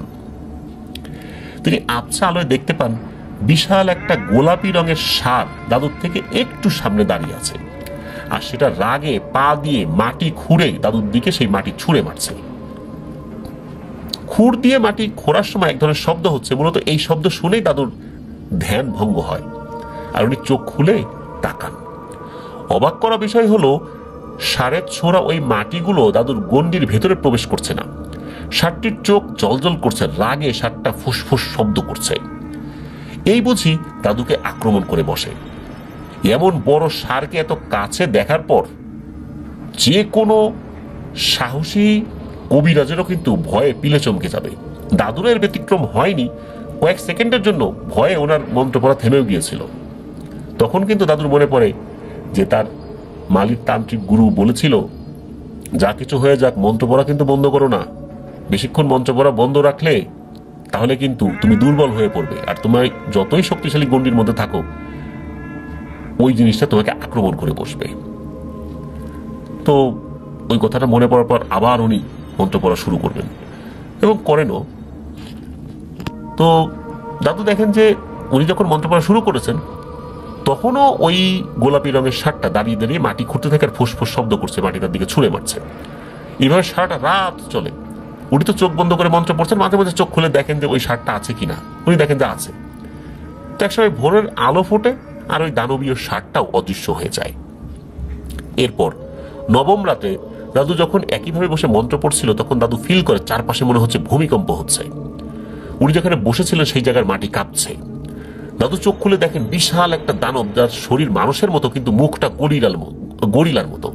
তার উচ্চতাও 30 ফুট। উনি বুঝতে পারলেন যে এইটাই সেই অবয়ব, যেই অবয়বটা প্রতি রাত্রে ওই একটা একটা করে কলস ভাঙে। ওই দানবটা দাদুর দিকে ছুটে আসছে, এমন গতিতে ছুটে আসছে মনে হচ্ছে এক্ষুনি দাদুকে পায়ের নিচে পিষে মেরে ফেলবে। এমন দৃশ্য দেখার পর কোনো মানুষের পক্ষে কিন্তু বসে থাকা সম্ভব না, উল্টো ঘুরে দৌড় দিতে হবে। আর এই দৃশ্য দেখার পর ভয় পাবে না এমন মানুষ আসলে পৃথিবীতে খুঁজে পাওয়া দুষ্কর। তো দাদুও তো প্রচন্ড ভয় পেয়েছেন, চিন্তা করছেন যে এখনই বুঝি এই অবয়বটা এই বেষ্টনী ভেদ করে তার কাছে চলে আসবে। অনেক শক্তিশালী অবয়বের কিন্তু সেই ক্ষমতা আছে, তারা তাদের মতো করে মন্ত্র পড়ে যে কোনো বেষ্টনী কিন্তু ভেদ করতে পারে। আর এই অবয়বটা যদি ওই রকম হয় তাহলে তো বিপদ। তো উনি চিন্তা করলেন যে যেহেতু 7-8 দিনে এই বেষ্টনী কেউ ভেদ করতে পারেনি, তাহলে আজকেও পারবে না। দাদু অনেক কষ্ট করে নিজেকে ধরে রাখার চেষ্টা করে, আর উনি মন্ত্রও পড়ছেন। ওই দানবটা তো গর্জন করতে করতে দাদুর দিকে এগিয়ে আসে এবং এমন কাছাকাছি চলে আসে যে দাদুর শরীর থেকে ওই অবয়বটার দূরত্ব সর্বোচ্চ 1 হাত ছিল। জাস্ট খালি ওই বেষ্টনীর বাইরে ছিল ওই অবয়বটা। সে দ্রুত ছুটে এসে ওই বেষ্টনীর ওখানেই দাঁড়িয়ে যায়। তো দাদুর তো ভয়ে অবস্থা খারাপ। শুরুতেই বলছি যে যত বড় শক্তিশালী কবিরাজি হোক না কেন, এই ধরনের সিচুয়েশনে ভয় মানুষ পাবেই। দাদু ভয়ে বা যে কোনো কারণেই হোক আরো জোরে জোরে উনি মন্ত্র পড়ছিলেন। দাদুর মুখ দিয়ে একদম ফেনা উঠে যাচ্ছিল, তা উনি মন্ত্র পড়া থামাচ্ছেন না। এভাবে চলে সারা রাত। এই বিভীষিকাময় মুহূর্ত তখনই শেষ হয় যখন ভোরের আলো ফোটে। দাদুর মনে হচ্ছিল এই রাতটা শেষই হচ্ছে না। প্রতি রাত্রেও যেহেতু এই সমস্যা হচ্ছে, কিন্তু তারপরও এই রাতটা, বিশেষ করে এই 8ম রাতটা, তারপরে 9ম রাত, এইগুলো মনে হচ্ছে শেষই হচ্ছিল না। 10ম রাত্রে দাদু দেখেন বিশাল আকৃতির অনেকগুলো সাপ চারপাশ থেকে দাদুকে ঘিরে রেখেছে আর ফোনা তুলে ফোঁস করছে। এর মধ্যে আবার কিছু কিছু সাপ ছিল অ্যানাকোন্ডা জাতীয়। অ্যানাকোন্ডা সাপ অনেক বড় হয়, মোটা হয়, সেগুলো ফোনা তুলতে না পারলেও সেগুলো আবার চারদিকে ঘুরছে। মনে হচ্ছে আস্তে আস্তে আস্তে আস্তে ঘুরতে ঘুরতে দাদুকে পেঁচিয়ে ধরবে। কিন্তু যতই ঘুরুক না কেন, ওখানে ওই ফনা ধরা সাপগুলো ছিল, তারাও ফোঁস করছে। কিন্তু ওই অ্যানাকোন্ডা গোছের সাপগুলো যতই ঘুরছে, আস্তে আস্তে মনে হচ্ছে ওই বৃত্তটার কাছে আসছে। কিন্তু কাছে আসলেও ওই বৃত্তটার একটা জায়গায় এসে ওরা আর নিজেকে সংকীর্ণ করতে পারছে না, শুধু ওইটুকুর মধ্যেই ঘুরছে। তো দাদু তো বুঝতে পেরেছেন যে এগুলো আসলে চলতেই থাকবে, তার সাহস ধরে রাখতে হবে। তো দাদু তার কাজ চালিয়ে যেতে থাকেন। এইভাবে টানা 20 রাত উনি বিভিন্নভাবে, কখনো সাপ, কখনো বাঘ, কখনো সিংহ, কখনো দানব, কখনো মহিষ, বিভিন্ন রূপে বিভিন্ন ভাবে তাকে ভয় দেখানোর চেষ্টা করার মানে করেছে আর কি। কিন্তু দাদু উনি সাহসের সাথে সেগুলো মোকাবেলা করেছেন। এবার 21তম দিন। এর মধ্যে কিন্তু ওই 20 দিনে কিন্তু 20টা কলস ভেঙে গেছে। আর প্রতি রাত্রে কিন্তু ওই যে সেই অবয়বটা ধূপধাপ শব্দ করে আসে, ভেঙে দিয়ে চলে যায়। এর মধ্যে কিন্তু শুধু একবারই চুকসের বাবা বের হয়েছিল, এর ভিতরে কিন্তু আর কোনো সদস্য ওই পরিবারের বের হয়নি। তো 21তম দিনে দাদু একটা বিশেষ মালা বানান। এই মালাটা ছিল হাড় এবং পাথর দিয়ে। এটা কিসের হাড় বা কোন বিশেষ পাথর এটা অবশ্য জানা যায়নি। তো মালাটা বানিয়ে দাদু সেটা দাদির কাছে রেখে দেন এবং তাকে বলে যে যত্ন করে রেখে দাও, আমি চাইলে দিও। এরপর দাদু কিছু সময় ঘুমিয়ে নিয়ে অন্যান্য কাজ করতে পেরেন, যেহেতু উনি কৃষি কাজ করতেন। তো দাদু প্রথমে ওই মার্কাসের কাছে যান, গিয়ে দেখেন যে মার্কাস না খেতে পেরে একদম কঙ্কালের মতো হয়ে গেছে, কোন রকমে বেঁচে আসছে। মানে সে কোনো মতো বেঁচে আছে, ওই যে তরল পদার্থগুলো তাকে খাওয়ানো হচ্ছিল। তার কথা বলার শক্তিও নাই তখন দাদু মার্কাসকে বলে যে আগামীকাল তোমার চিকিৎসা করা হবে আর তুমি সুস্থ হয়ে যাবে। আমি আমার সাধনায় সফল হব বলে আমার দৃঢ় বিশ্বাস জন্মে গেছে, কারণ আমি আমার সাধনা এখন পর্যন্ত ঠিকঠাক মতো করতে পেরেছি। এরপর দাদু বাড়িতে চলে আসেন আর তার কাজকর্ম করতে থাকেন। 21তম রাত্রে, সেদিন রাত্রে খাওয়া দাওয়া শেষ করে বাগলার দাদু দাদিকে বলেন, কই গো সেই মালাটা দাও, আমার সময় হয়ে গেছে, আমাকে যেতে হবে। তা দাদুর কথা মতো দাদি সেই মালাটা নিয়ে দাদুর হাতে দিল। তারপর বাগলার দাদু চলে গেলেন সেই নির্জন জায়গায় যেখানে বসে তিনি সাধনা করতেন। তিনি প্রতিদিনের মতো গণ্ডি কেটে তার ভিতরে বসে চোখ বুজে মন্ত্র পড়ছেন। কিছুক্ষণ পর উনি কোনো কিছুর উপস্থিতি বুঝতে পেরে চোখ খুলে দেখেন সেই গোলাপি ষাঁড়টা তার সামনে দাঁড়িয়ে আছে, যেটা উনি প্রথমবার দেখেছিলেন সাধনার 8ম রাত্রে। তবে সেদিনের দেখা সেই ষাঁড়টি ছিল বিশাল আকৃতি, আর আজকের এই ষাঁড়টা অন্যান্য সাধারণ ষাঁড়ের মতোই, তবে রংটা গোলাপি। সেদিন ষাঁড়টা ছিল অনেক রাগান্বিত এবং তার উচ্চতা ছিল অনেক বড়, আর আজকের ষাঁড়টা স্বাভাবিক ষাঁড়ের আকারেই, আর ষাঁড়টা একদম নীরব শান্ত। দেখে মনে হচ্ছে এটা দাদুর গৃহপালিত ষাঁড়। দাদু তখন মালাটা নিয়ে উঠে দাঁড়ান এবং মন্ত্র পড়তে পড়তে তার বেষ্টনী থেকে বের হয়ে ওই মালাটা ষাঁড়ের গলায় পরিয়ে দেন। মালা পরানোর সাথে সাথে এই ষাঁড়টা এক সুন্দরী নারীর রূপ ধারণ করে।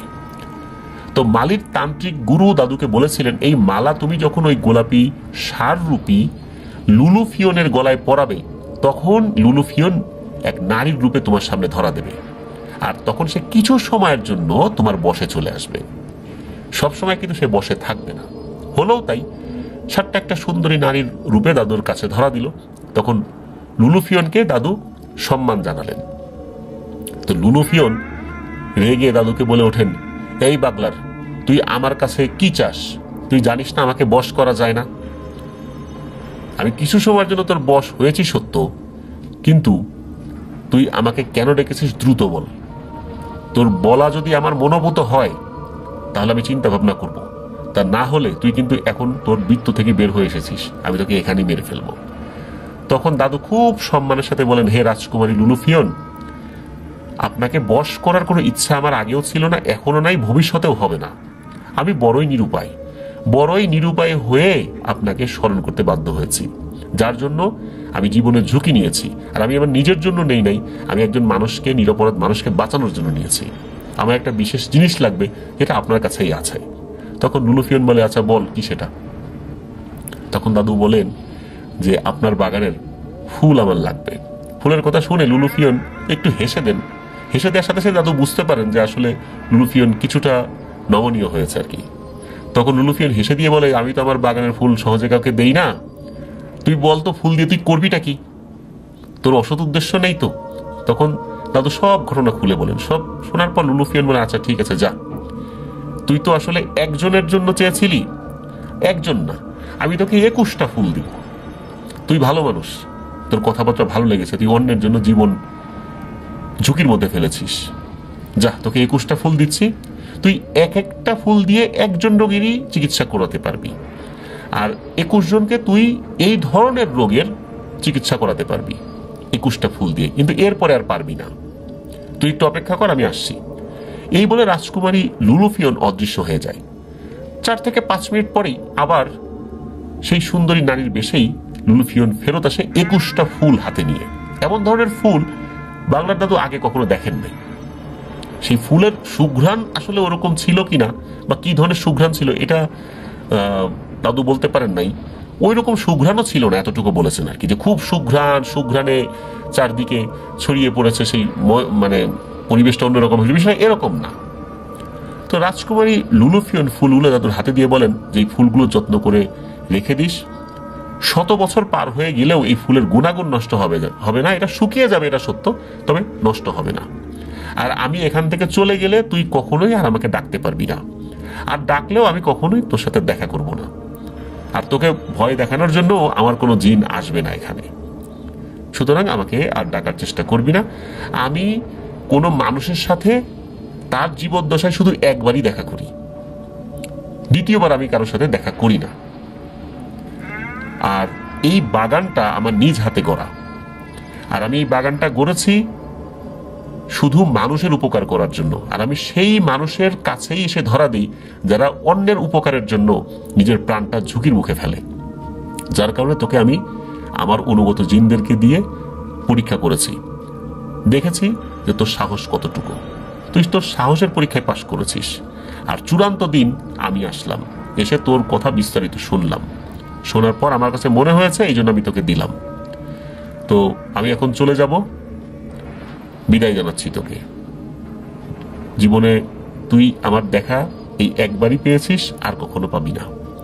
তো লুলুফিয়নকে বাংলা দাদু সম্মান জানান, লুলুফিয়নও সেই সম্মান গ্রহণ করেন, এবং দাদুকেও বিদায় জানিয়ে লুলুফিয়ন অদৃশ্য হয়ে যায়। দাদু ফুলগুলো নিয়ে বাড়িতে চলে আসেন। পরের দিন দাদু ওই 21টা ফুলের ভিতর থেকে একটি ফুল দিয়ে এই মার্কাসকে সুস্থ করে তোলেন। মালির তান্ত্রিক গুরু শেখানো নির্দিষ্ট পদ্ধতিতে। মার্কাস সাথে সাথে যে সুস্থ হয়ে গেছিল বিষয়টা এরকম না, কারণ তার শরীর এতটাই দুর্বল হয়ে গেছিল এই ধকলটা পার হতেও সময় লাগবে, তবে সে আস্তে আস্তে সুস্থ হয়ে গেছিল। 1 মাসের মতো সময় লেগেছিল পুরোপুরি একদম স্বাভাবিক জীবনে ফেরত আসতে। তো এইভাবেই শেষ হয় দাদুর জীবনের ভয়ঙ্কর এক সাধনা।